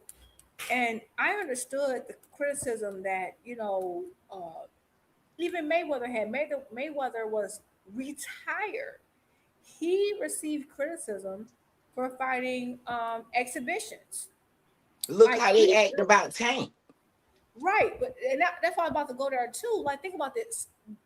Mayweather got so much pushback for having exhibitions that had no title involved. He wasn't holding anyone up. He like, it was just his own little thing, and the boxing world like skewered him over it. Then Tank, which I agree, because I didn't like it either. I'm gonna fight Jake Paul, and this is a trash fight, blah blah blah. Which I agree. Now Usyk is about to fight someone named Rico. What's his name? Rico? Whatever the heck, y'all. Do you understand? In boxing, his record is 0-1 and 1 knockout. Like he's 0-1. He's had one professional boxing match in which he got knocked out in 2 rounds. What? The man Usyk is Are about to you fight. serious, Juke? What Yes, in the this was world? crazy. This was crazy. I thought he was 0-0. No, he had a fight many years ago. About 12, 10 or 12, like maybe 10 years ago. He had a professional boxing fight. He got knocked out in 2 rounds, not just TKO. He got KO'd in 2 rounds. He hasn't fought since. So he fought in boxing 10 years ago, got knocked out in 2 rounds. That's who Usyk, the heavyweight champion, the undisputed heavyweight champion, is about to fight, and there's zero backlash. But when Tank was about to fight a man who was a professional fighter, had multiple professional wins, right? Not in the weight class. Above his weight class, they said he was a disgrace to boxing, and he would have had a 100-pound disadvantage. Usyk is about to fight a man who hasn't been in a professional boxing ring in a decade, and when he did fight, he was in a 4-round fight and got knocked out in 2 rounds. Oh my God. So no, yes, the IBF, no one should be sanctioning this. This is the worst thing in boxing right now. I didn't even plan on watching it. It's a disgrace. Usyk is too good to beat. I don't understand unless it's a different man. But when I'm going to box records, says it's still him. So this just shows you how people don't really care about integrity and professionalism and all that mess. They just like to attack certain people. Ridge, why you still calling people names in my chat, bro? Come on, man. This is a high IQ platform. Let's not call each other names. Relax. That's crazy, Jupe. I did not know that his first fight was a knockout. That is crazy. In 2 rounds at that, Jupe. See, they're gonna get him hurt very badly, and it's going to be a replay of some Jake Paul shit, of some Jake Paul, But no, Anthony I Joshua think Jake stuff. Paul could beat this guy. That's what's crazy. I think Jake Paul could beat this guy. Like this would be a perfect opponent for Jake Paul. Jake Paul. Let me just make sure that's who this man is fighting, because like according to box records, who he fighting. And when I went on there, I'm like, nah, this can't be him. Y'all not about to let this man fight him. Is it? I think it said Usyk versus Rico. Listen, you know what? They shouldn't sanction that fight, Juke. That is really that's right. dangerous. Yeah, I just double checked. I'm not wrong. Yeah, it's the guy who fought. He fought 10 years. His name was Rico Verhoeven, and he fought against Janos Finfera in Germany back in 2014. So I was wrong. It's not 10 years. It was 12 years ago. Oh my God. And he hit a 4-rounder. He got knocked out in 2 rounds. I think he has fought some other type of sport since then, but so far as boxing, he hasn't had a boxing match in 12 years, and he got knocked out in 2 rounds. So then Usyk should knock him out in 1. It shouldn't even be no excuse. They shouldn't sanction this fight, To this man. That sounds extreme. We're talking about the heavyweight champion of the world. This is Usyk. He stopped. Yeah. This is dangerous. He shouldn't be in a fight with him. Who getting timed out? I never seen so many people get timed out at 2 cents. Who getting timed out? Bobby? I don't see nobody getting timed out. I don't see nobody time people, but they don't show you on StreamYard when people getting timed out though. Who getting timed out and what they saying? Probably timed out. We don't Rich. time people out for. Oh, Rich got timed out. I think it's probably Rich. They probably talking about Rich. Come on, y'all. We don't time people out over here. Y'all know we got the rules. If you getting timed out, you tripping in my chat. Because my shooters know what's up. Speaking of integrity, real quick, total side note before you go to the Jake Paul, I would like to say congratulations to Adrian Broner. I've been tough on him for the past few months with his antics. I don't know if y'all seen the antics that he has been doing with drinking and everything, just acting a complete hot mess. He did an interview recently, y'all, where he talked about, I didn't know that Adrian Broner had 10 kids. My goodness. But he said that all his money went to alcohol. He blew it all and paying all this money in child support every month. But now that he's back streaming, he said that he's back on again. So moving forward, a lot of the stuff that y'all are seeing Adrian Broner do online is for the clicks and views, unfortunately, so that he can feed his family. So moving forward, I'm not going to be as tough as I normally am on Adrian Broner. I'm going to be cool because I understand the bind that he's in. Well, if you watch some of the stream, Key, or you watch some of the clips, you start to realize he's clearly just trying to be entertaining. And yeah, he be drinking. Do y'all think that Adrian Broner could come back 2 cents? I mean, he can come back and do a fight, but it's no expectation of him. It's just because he AB and people want to see him fight, you know? It ain't gonna be because like he about to come back and be a world champ. He done. That alcohol messes you up, man. I will say this. I hate this whole streaming situation. This is not, you know what? Every time I see a clip of him doing some type of stream, I get nervous for the people around him and it's not because I think that he is just like a naturally violent person or anything.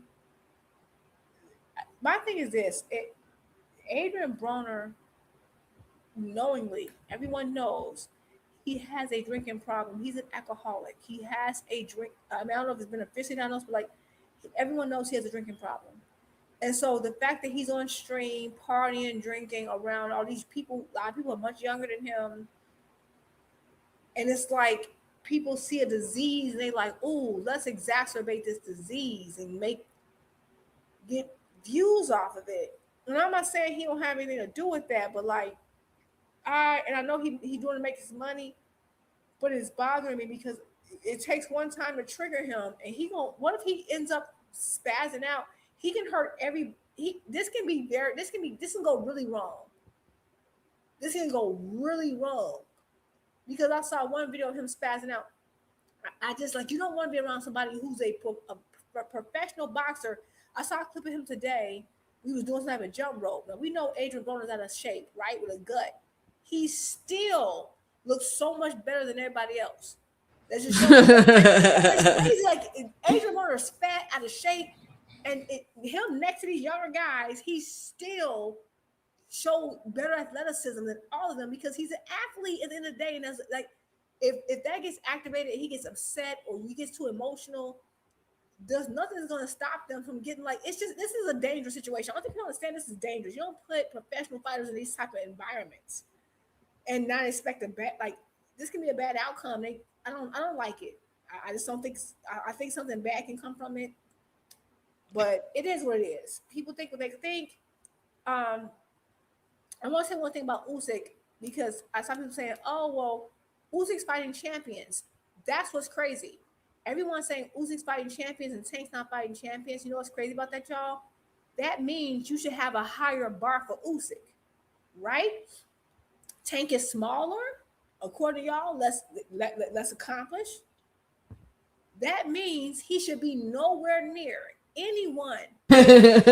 So wait, so because Usyk is fighting champions, he get to fight the kickboxer. Like Faye just said something that is so like, it's like the point is so close to hitting him, but it just didn't penetrate his brain.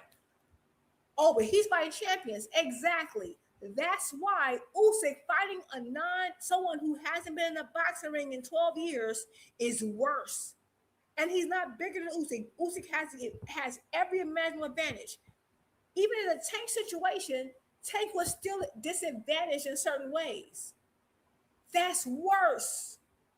Like, that's what I mean how this young group don't understand logic. Like, they'll say something that adds to that goes against their own point. Like, they don't, it's so dumb. No, Usyk should not be anywhere near anyone who is not a top 10 professional boxer. It's more shameful. It's very dangerous too. Where is all the? It's dangerous. This is 100 times worse than Tank, considering Jake Paul, because at least Tank had a 100-pound disadvantage. There is no disadvantage for Usyk. Usyk can like people like Faze concern me. Like, why is your logic not working? What's happening with the brains of the young folk? And speaking of logic and brains, retire. Usyk can And retire for 10 years and come back and beat this dude. What are you talking about? it's not about Usyk he's worried about. It's the dude that he about to fight. And speaking of worried Mike about, Tyson can beat this man look today. at this. Look at this guy right here who's back at it again, y'all. He's back at it again. I ain't even have enough time to make the video saying that he might not be able to fight again and he gonna retire before he back with this shenanigans. Let's see what he about to say.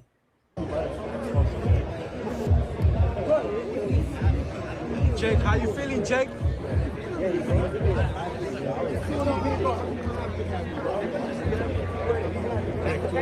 for the Canelo fight? Yeah, 100%. 200 million on Netflix. I got it in escrow. Did you see his response? We're gonna get it on. Let's go. Jake, did you see Canelo's response on Instagram?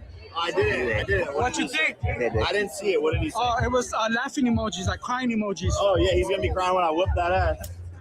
Oh my. Jake. So now Jake the Snake Paul is back at it again, y'all. Ladies, he's back at it again. Now he's proposing that he's going to be getting in the ring with Canelo. Now he wants to fight Canelo after Anthony Joshua just broke his jaw. Now he's Canelo gonna break the other jaw. He gonna break the other side of that whoop jaw. Canelo's ass. What? Like they just were saying the man couldn't box no more. Now he about to break Canelo jaw. So what do y'all think? Does Jake Paul not learn a lesson? Is he gonna get this fight more scripted? Like what is he thinking if he really think he's about to get in the ring with Canelo? His fight off of his broken jaw. He getting ready to run like William Skull. Yeah, I don't understand what he said. He got 200 million. I saw that interview, and all this money for Canelo, not realizing that Canelo gonna break the other side of your jaw. Like, look, I get it. Bud did his thing with Canelo. It's only been two fighters that could have said that. Of course, we know there's been closer fights that Canelo has been in where we feel like the other fighter did win. But as far as his record go, it is Floyd Mayweather and Bud Crawford. Okay. How come Jake Paul ain't trying to fight Bud? Bud beat Canelo. Cause he's not crazy either. And I think Bud said that it would have to be an exhibition. Wasn't that when they said that last year? I would love to see that fight too. But again, any high skill fighter that can reach that weight with Jake Paul, they would a real boxer. Anthony Joshua, you think he's scared of Bud? Yes, I think he is. I think he knows better. Not to mention, hold on, Key. Here we go. This is not worse than Tank versus Jake Paul. Usyk is still fighting a heavyweight fighter who was a genius kickboxer who hasn't lost in over 10 years. Tank was fighting a wild heavyweight, LOL, which he haven't lost in 10 years. I heard he got a knockout on his boxing record. Boxing hacker. Okay. So I don't know. Was that 10 years ago? This is another thing about logic. It's 100 times worse. I'm gonna say it one more time. Usyk, it would be more challenging for Usyk to fight, and it's not, I mean, neither one will give Usyk a challenge. It's a more competitive fight for Usyk to actually fight Jake Paul. And let me tell you why. Jake Paul has 14 professional fights. The man he is boxing, get kickboxing.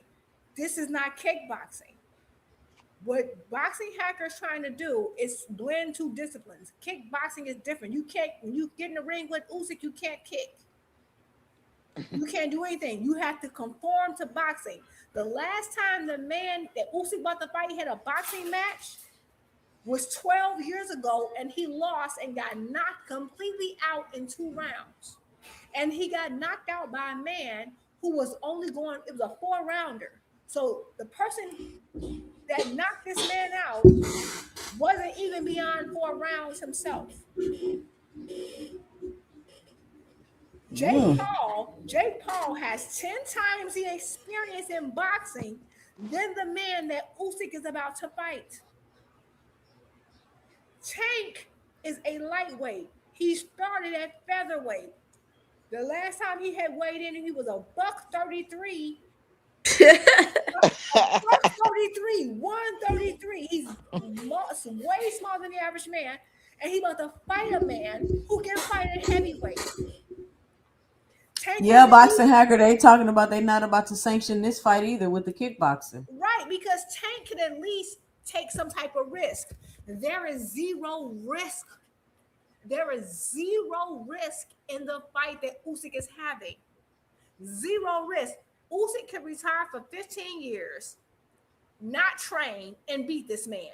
And the risk of fighting this man and not looking superb makes boxing look bad. Even if Tank lost to Paul, would look not so great, yes, but it not even that bad, because at least there was some risk. There has to be some risk to both fighters.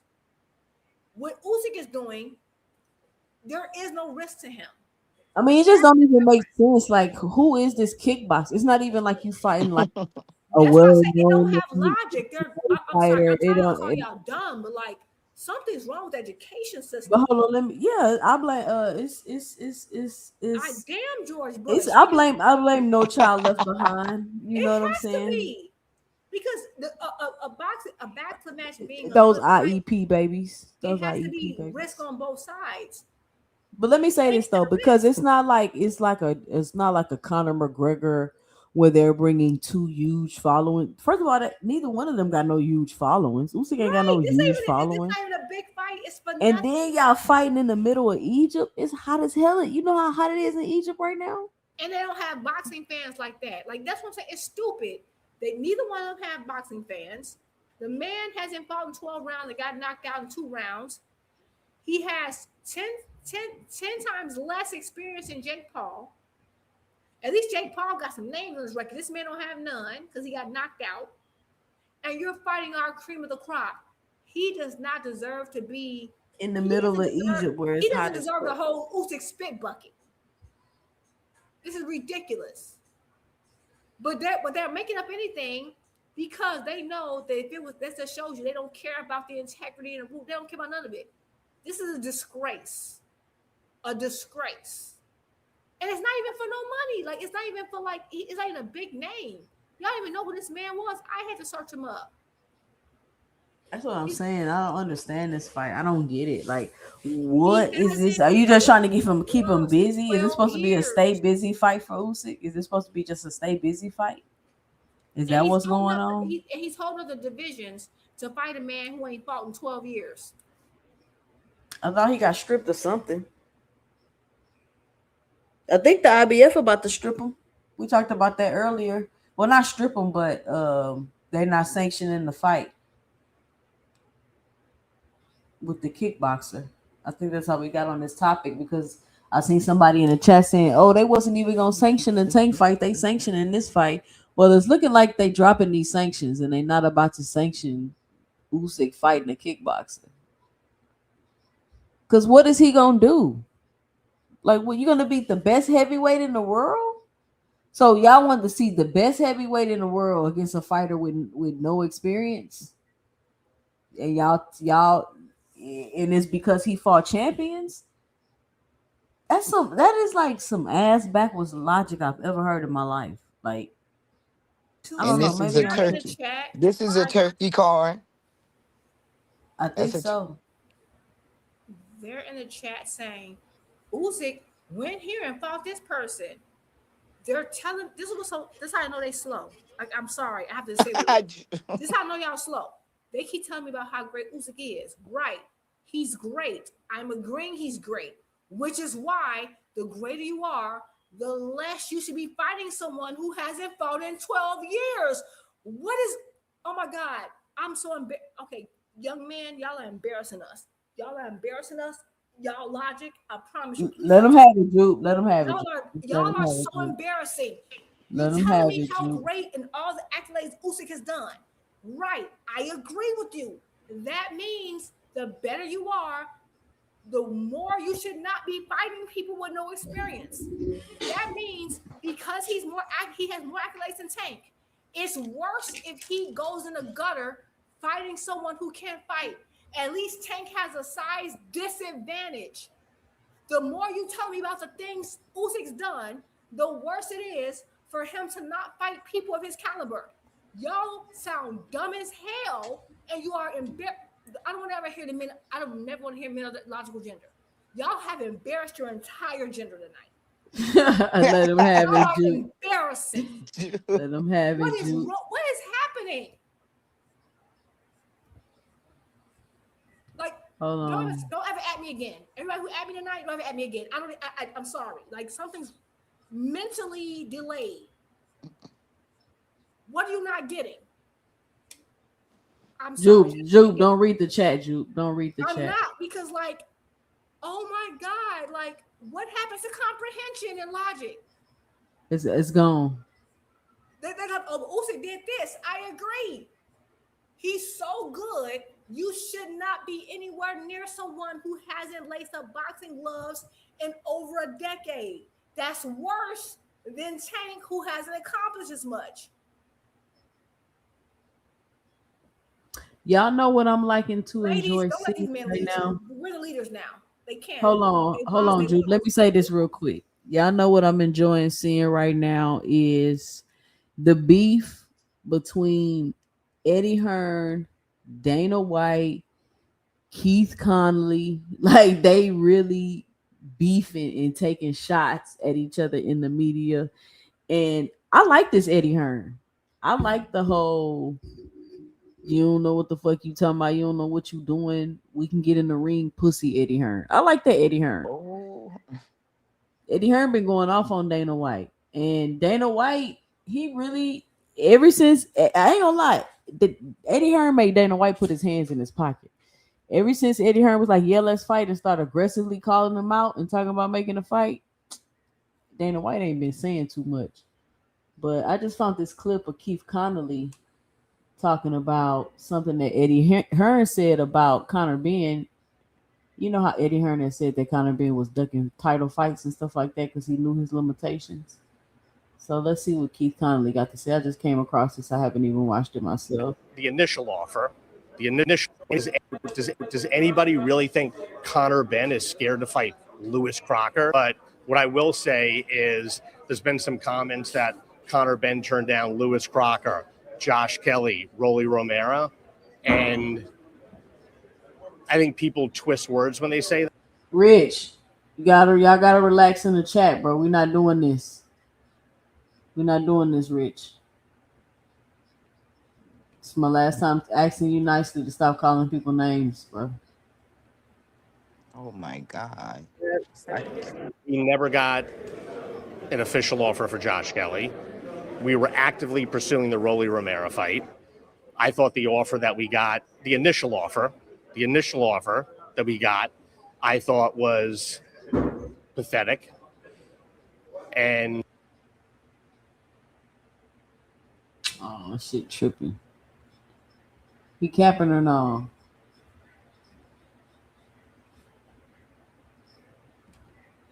So far, it seemed legit. Y'all know how Twitter be tripping when you try to use it on the computer. I guess they don't make this stuff to be able to use on the computer no more, but I was born in the 19th century. I like to still do stuff on my laptop. But have y'all seen any of the beef in the back and forth between Dana and Eddie, or yes or no, or y'all haven't been keeping up with it? Yeah, they want to fight. They said that Eddie Hearn said that he want to get in the ring with him. I will watch it. I would definitely watch that fight. the offer that we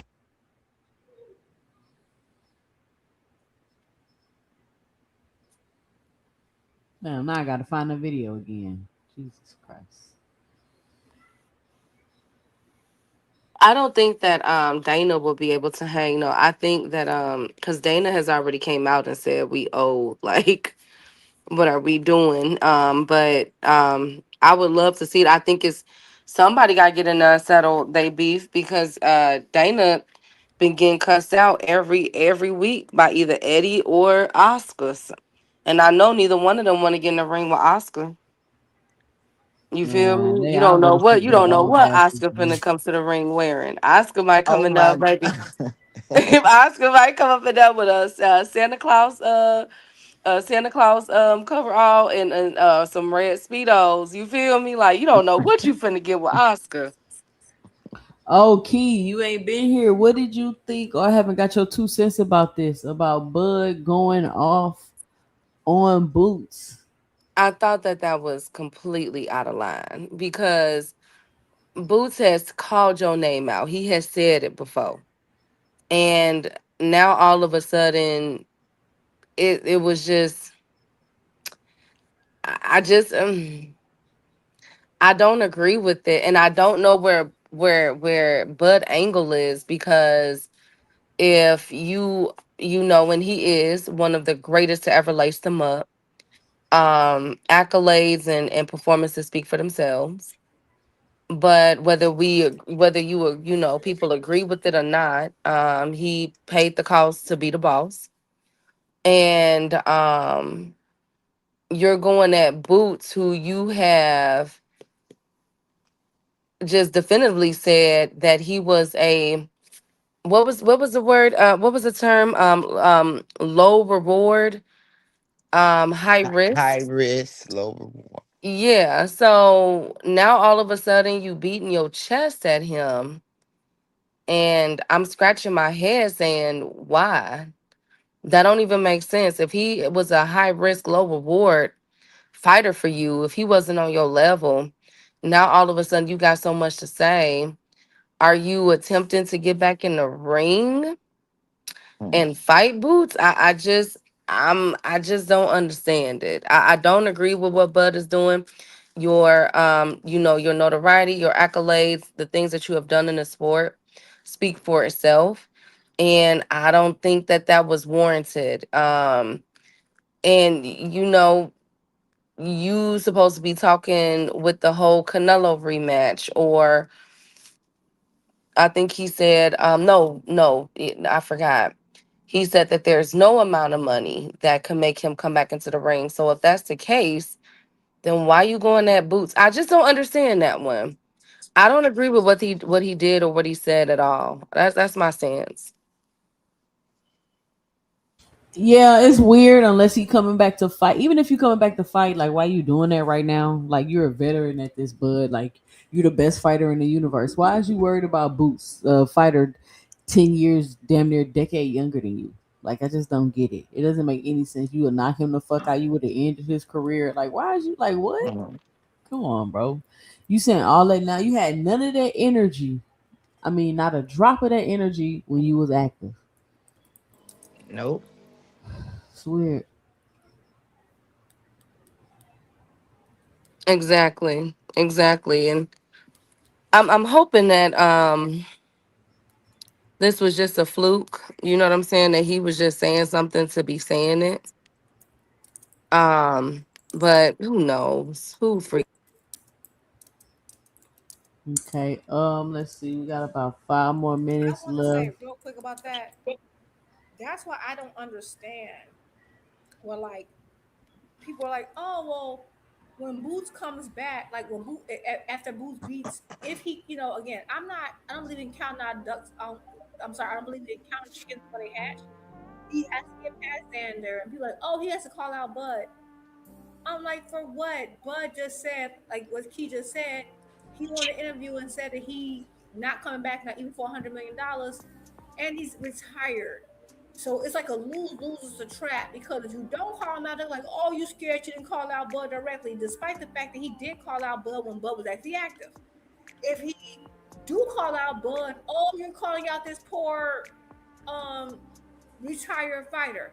It's a lose-lose. So I agree. He needs to ignore it, focus on Xander and the belts he has access to. Because at the end of the day, no one Bud fought. If Bud wants to fight you, he's gonna come back and fight you. Period. There's nothing that Boosie to do. There's no special instructions. They had that opportunity. It didn't happen. We need to move on. Um, Whatever it is, it does seem like Boosie is on the Bud's skin. But you know, it is what it is. You know, I do think that, but I think it's that's not for Bruce to explore. That's what something Buck will have to deal with. He's going to deal with people asking him that, and him having to be fulfilled enough with his own career that it doesn't bother him. That's not Boo's problem. Boo's need to go ahead and move on. But another thing I did want to ask, because we haven't talked about Tank, but like I'm so confused about KO's last thing, but I guess we'll get more information tomorrow. But I just want to say something, and I don't know if y'all noticed this, it was just me. So remember, like Sue said, we was on the KO's thing, and he was like, "Oh, this whole thing happened," and PBC tends to like only post stuff that's coming up. Right after I got off KO's live, I promise you, I went on Facebook and freaking PBC was posting interviews from Tank.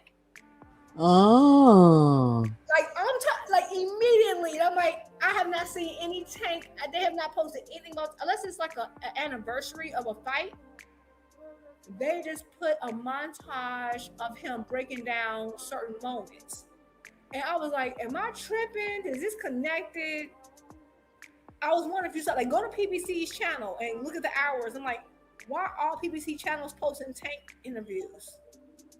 I thought it was weird, and I was like, maybe I'm tripping. Maybe it's they not. got something coming up. They got an announcement they finna make. Something. I'm like, what's going on? I'm like, maybe they just, I don't know, they got nothing else to post, but they have stuff to promote. So I just thought that was weird. I was wondering if anybody else saw that, because the minute I went off, I promise you, the first thing I saw was Tank interviews that they had about his. I was a little confused about what KO was saying today, because I'm like, if they down this bad, then what are we going through all this for? Because if I don't get what you're saying, like it don't make sense to me at all.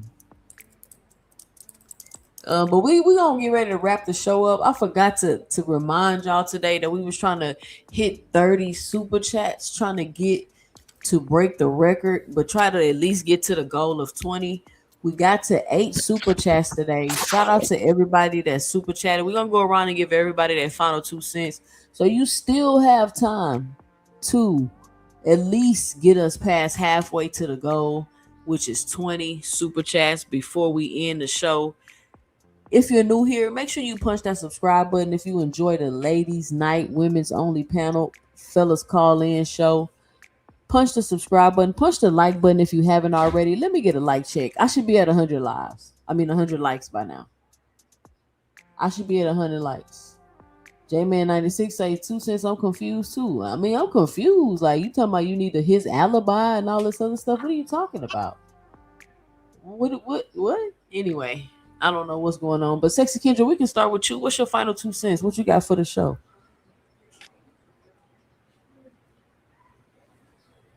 Sexy Kendra, you there? Hello? You on mute, Sexy Kendra? All right. Juke, what's your final 2 cents? What you got for the show? I don't have much. I would just say I'm interested in the fights tomorrow. I'm hoping Keyshawn does well, because I actually think, you know, and not that I dislike his opponent, right? Like, it's all good. I just feel like I want Keyshawn to get settled, because I just think the more names, the more stars we have in boxing, the better it is. And I do like Keyshawn. I just need him to get a grip. I want him to have his own identity. I need him to carve out his own lane. And if that's at 140 or 147, fine. I'm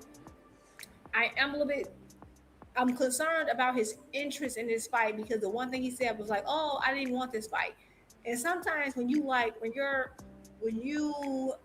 thinking of these big names, and you end up getting like a fight that's not the fight you wanted, you're gonna prepare, but not prepare in the same way. Like, some people get up for certain fights. I'm not saying that's everybody, because I don't think Keyshawn's ever looked bad in the ring. But I just hope that he's ready, because like he's talked a lot of mess, and he got to get up for this fight. You know what I'm saying? I'm interested to see how Norman looks, because he's with a new trainer, and I understand that that's a big factor in your transition from your father. That's not only just a training decision, that's an emotional decision, Because you can imagine how hard it is to break from your dad, right? So my prayers for him with that. I'm hoping this weight situation was just a scale miscalibration and not gonna affect tomorrow's fights. Um, so that is what it is. The Karen conversation. Okay, they're like, oh, he lost, so that means he's terrible. Okay, well, that's like Turn saying your camera on, Kendra. what happened. I see Kendra in the back. It's two Kendras in the back though. Maybe she came on twice. I don't know. Go ahead, Juke. Oh, I was gonna say like I think that it's so funny because I think you said it earlier, Toussaint. They told I remember Boxing Hacker for one saying, remember I used to say, oh, your resume can age a certain way. And I remember him specifically saying, no, it's all about who they were at the time when you fought them. But now when they can use it against someone, what they do after you fought them does matter. And this just shows you how like the rules are gonna change willy-nilly. Your resume can age poorly but not well, right? It's so funny. So he did lose this fight. It was not his best performance. I can assure you of that. But again, he did not fight in the same way he fought against Boots. It was like completely the opposite. His opponent fought the way he fought against Boots. So does that mean that he can't beat anyone at 147 right now? No. I still think he would be difficult for most of the guys who are champions at 147. Still, he would be. This performance doesn't change that. Not saying he'd beat everybody, but I still would want to see it. If him and Haney fought, I would still want to see it. If him and Rolly fought, I would still want to see it. Nothing in this fight told me, oh, I don't want. So that's what's so funny about that. It's in the same way when Madrimov fought Ortiz, I had no problem with it, right? He took Bud 12. He ended up fighting Madrimov. Okay, Ortiz beat him easier. Now, no one beat Karen more comprehensively than Boots either time, right? So it is what it is. And another thing I think that's so weird about this, and this comes to the whole, people say, oh, knockout isn't everything. We love the sweet science, like the hit, knock it, hit.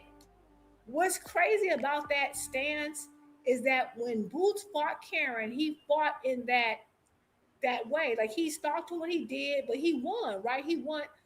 Of the 2 times he fought Karen, he won every single round except for like 2. So out of 24 rounds, Boots won like 22 of those rounds, right? If you are truly a pure boxing, hit and not get hit, sweet science person, you should be like, oh, he dominated Karen. He showed that Karen was nothing. If that's really your ethos, if that's what you believe.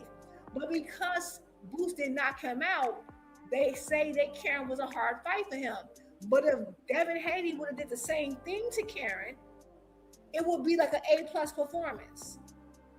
It'd have been a masterclass. It would have been a masterclass. And that just goes to show you that they do care about knockouts. That's what I'm saying. If you get a knockout, you hold it against them. Yeah, I'm not gonna argue with them about Don't this. hold it against certain fighters. And you use it as a barometer. Think about this for a second. The reason they use Karen as a barometer for his career is because Boots did not come out. They don't use Stanionis. Now, they keep saying, oh, that's Boots' best win. Karen is not Boots' best win. It's Stanionis. But they don't use Stanionis because he knocks Stanionis out. And at the end of the day, they're telling us don't count knockouts for fighters, but count it against them when it's Boots. Think about that for a second. Like that fight, they would have if Devin would have beat Karen at a 24 round. They tell us what Cambosis, and Cambosis is nowhere near as good as freaking Karen. I'm looking at it. Facts. And it just shows you as much as they claim, and I actually don't believe I need a knockout every time.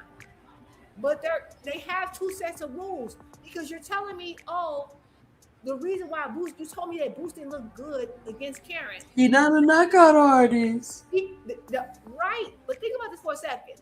If it's truly about pure boxing and outpointing someone, then why aren't you praising him and saying, man, Boots showed that he was levels and he outclassed him. He levels above. Well, that's exactly what Boots did.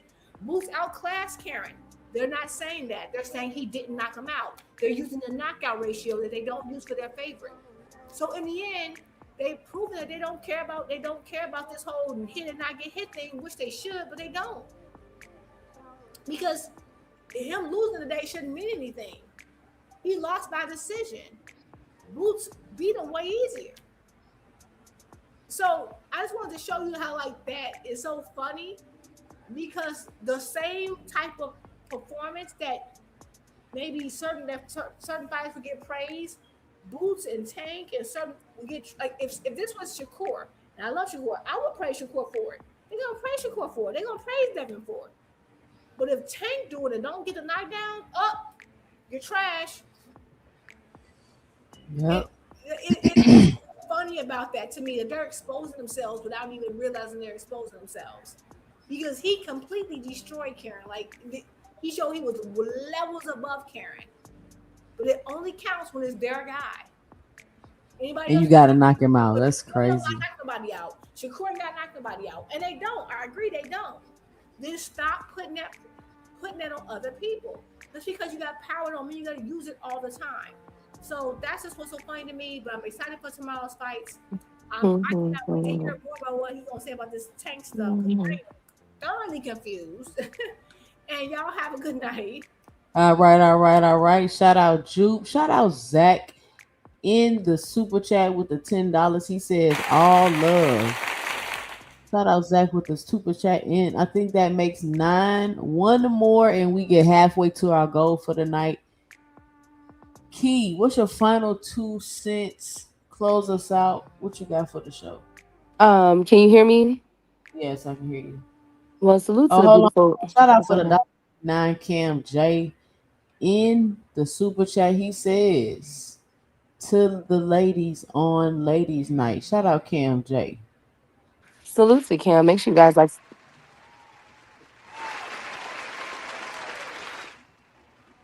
All right, go ahead. Make sure you guys like subscribe to Cam J's channel. Make sure you guys like subscribe to Two Cents channel. Salute to the queens that was here tonight. I thoroughly enjoyed this. Hopefully we'll be back this week. I think Upper is done with the student parent teacher conferences and everything that he has to get done with his family. I was unable. I was unable to. I wanted to give a special shout out to Julitao Nakatani. He is going to be having surgery on his orbital bone due to him in a clash with anyway. So my thoughts and prayers are with him during that time. That you can't play boxing. This is a prime example, man. You cannot play boxing. And I'm excited about the fight tomorrow with Keyshawn Davis and Ryan Norman Jr. and everybody. I stand on what I said before. I want Keyshawn to start to develop into his own, get out the shadows or out the way of everybody else and do it because he does have the talent and the personality to really blossom into one of the cash cows of boxing. So I'm praying that he gets there. I'm not sure though. One thing about it, Wu is not a walkover. I do have Keyshawn winning tomorrow, but Wu is not a bad fighter at all. But I'm wondering, how Keyshawn is going to handle everything. I have faith in him. I think he's going to pull it off victoriously. Another fight that I'm looking forward to, as y'all know, Oshaki Foster versus Raymond Ford. They've been heating up lately, talking a lot of stuff back and forth. Africa, who y'all know is one of my pound for pound fighters, but he's been pissing me off lately, decided to join in it, and I just don't like that. Africa, you need to focus on whoever the heck you finna fight, bruh. You just signed a zoo for boxing and you don't even have a weight class. So Africa, get up out their business and let them do their thing. I think next week is in or week and a half.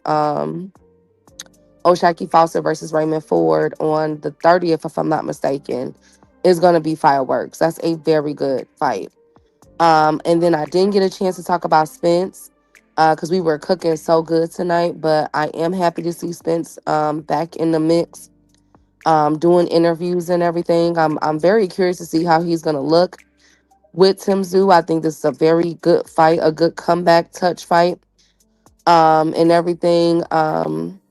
But I will say this though, if he doesn't look good, I think it is gonna be time for my boy to hang it up. I don't know if y'all saw this, but Zepeda versus Lamont Roach is supposed to be August 1st for the WBC title. That's a good fight. Very interesting. Very, very interesting fight. And then as far as Lomachenko go coming out of retirement, I thought it was very interesting that he did it after the day of his contract with Top Rank was completed. So I thought that was very, very strategic by Lomachenko, which I have to ask myself, was that done intentionally? Is that just a coincidence that he did that? A lot of people's not talking about that. But Loma came back, announced his return after allegedly the contract with Top Rank was completed. So I'm curious to see. He only wants big fights. Of course, when he said that, the only fight that will make sense for Lomachenko at this stage of his career is a Tank or a Shakur Stevenson fight. But knowing Loma, since him and Tank was in contract negotiations about a year and a half ago, I wouldn't be surprised if they double back there. But that was like, whoa, I had no idea Loma was coming back. And I gotta ask the question: Is Loma is it too much? At least he's coming back on a win. He did close out his career on a high note. So I'm curious to see that as well. I'm not sure what's been going on as far as the whole Tank Davis situation, what's been said. You guys know where I stood with it, the sources I got, and what they told me. But what I will say is that, again, I will continue to say this. Tank is training. He's been training for the past several months. He's had 2 fights go belly up by his own doing, being hard headed. But he's been training. So I don't see anything that's going to be too crazy. But I could be wrong because I'm not in the legal system as far as with the judges or his lawyers. Y'all know how judges can be. Y'all know how lawyers can be. Um, so I can only, hope for the best. But I'm hoping though, and I do know what Jupe was talking about because PBC has been showing Tank Davis interview videos for the past week and a half.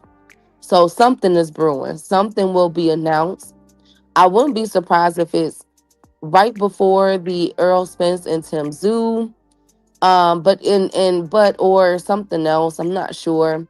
But that's in Australia. I'm pretty sure Tank could either be in Vegas or New York.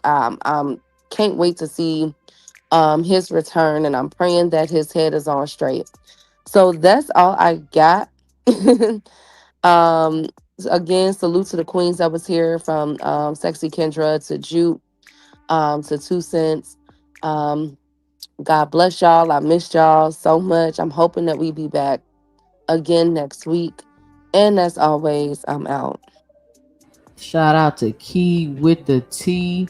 Shout out Jupe. Shout out Sexy Kendra. Thank you for all the intelligent, beautiful ladies that joined me tonight for 2 Cents Boxing Ladies Night.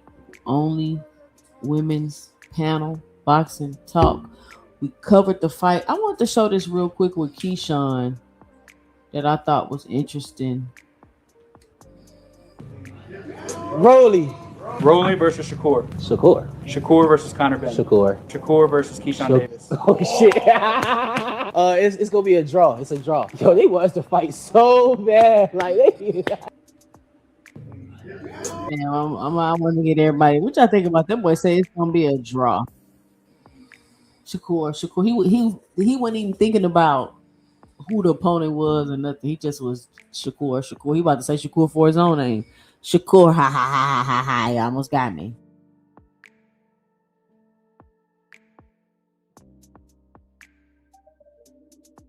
Shakur, you almost got me.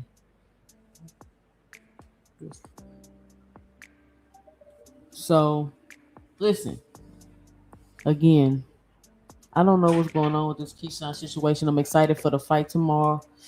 Turn on your notification bell. I might be here for another fight party tomorrow. Y'all know how we go down. We had a fight parties. Y'all know how it goes down. Brian Norman, he should be victorious within his fight. We'll see. I may throw a little something on the upset. I got me a little upset parlay that I put together because I think we could possibly see some upsets on this card. But we'll see. I haven't made any solid predictions on this card, so I don't know what to tell y'all. Don't be putting on me because you heard me say a fighter was good and you went to go bet on a fight. I didn't say this fight. I didn't say bet for this fight. I didn't give a prediction for this fight. Things change. You got to watch film. You got to watch tape. You got to decide. You got to think. You got to be honest. You got to make decisions before you try to decide who's going to win a fight. I do that for every fight I make a prediction for. I do extensive research and go through a whole reasoning of why I think this and that. If then this, all kind of stuff I go through to figure out what's going on. So I don't even know who's gonna win this Nahir Keyshawn fight. I didn't do no research about it because I don't really care. Like I threw a little money on Albright because he's a plus 1,000 and I'm a gambler. So I threw a little money on it. Just this is good odds. Nahir Albright ain't no punk. Could Keyshawn stop him? Possibly. But I checked the odds for the Keyshawn stoppage. They wasn't just that good. You know? So I didn't bet on that. But shout out to everybody that joined me in the chat for 2 Cents Ladies Night. We still got time to get that one last super chat in there so we could reach halfway to the goal that we normally set on Friday nights. You still got some time to get that in there, about 2 or 3 more minutes. Interesting conversation and back and forth y'all had going on in the chat. Let's try to keep the name calling to a minimum. Everybody is entitled to their own opinions. So whether you on the panel, whether you in the chat, I know we go back and forth and take little shots at each other, but let's just try to keep the name calling to a minimum. Just the constant clowns and stupids and dumbs. Let's just keep all that to a minimum. We are a high IQ platform. We will get into it from time to time. We will go back and forth. We will disagree. We might get into a little back and forth. It's all good, but we're gonna be cool the next day. The next conversation is all good because it's just simply boxing talk. It's just simply boxing talk. So be sure to join me again Sunday for the 2 Cents review show, weekly wrap up. But make sure you got your notification bell on for the fight party tomorrow that I could be possibly doing. It's never a guarantee that I'm going to do a fight party. But most likely I will be on here for the Keyshawn Davis fight. And we just going to be chilling. So put your notification bells on. Get your wine, popcorn, wings, whatever you're going to eat tomorrow. Get all of that ready to come over here so we can kick it and watch the fight. And listen, if you don't want your host all in the videos, timing you out the chat, cussing you out, leaving you in the background, kicking you off the panel, come on over to 2 Cents Boxing, where we talk everything boxing and everybody's entitled to their own opinion.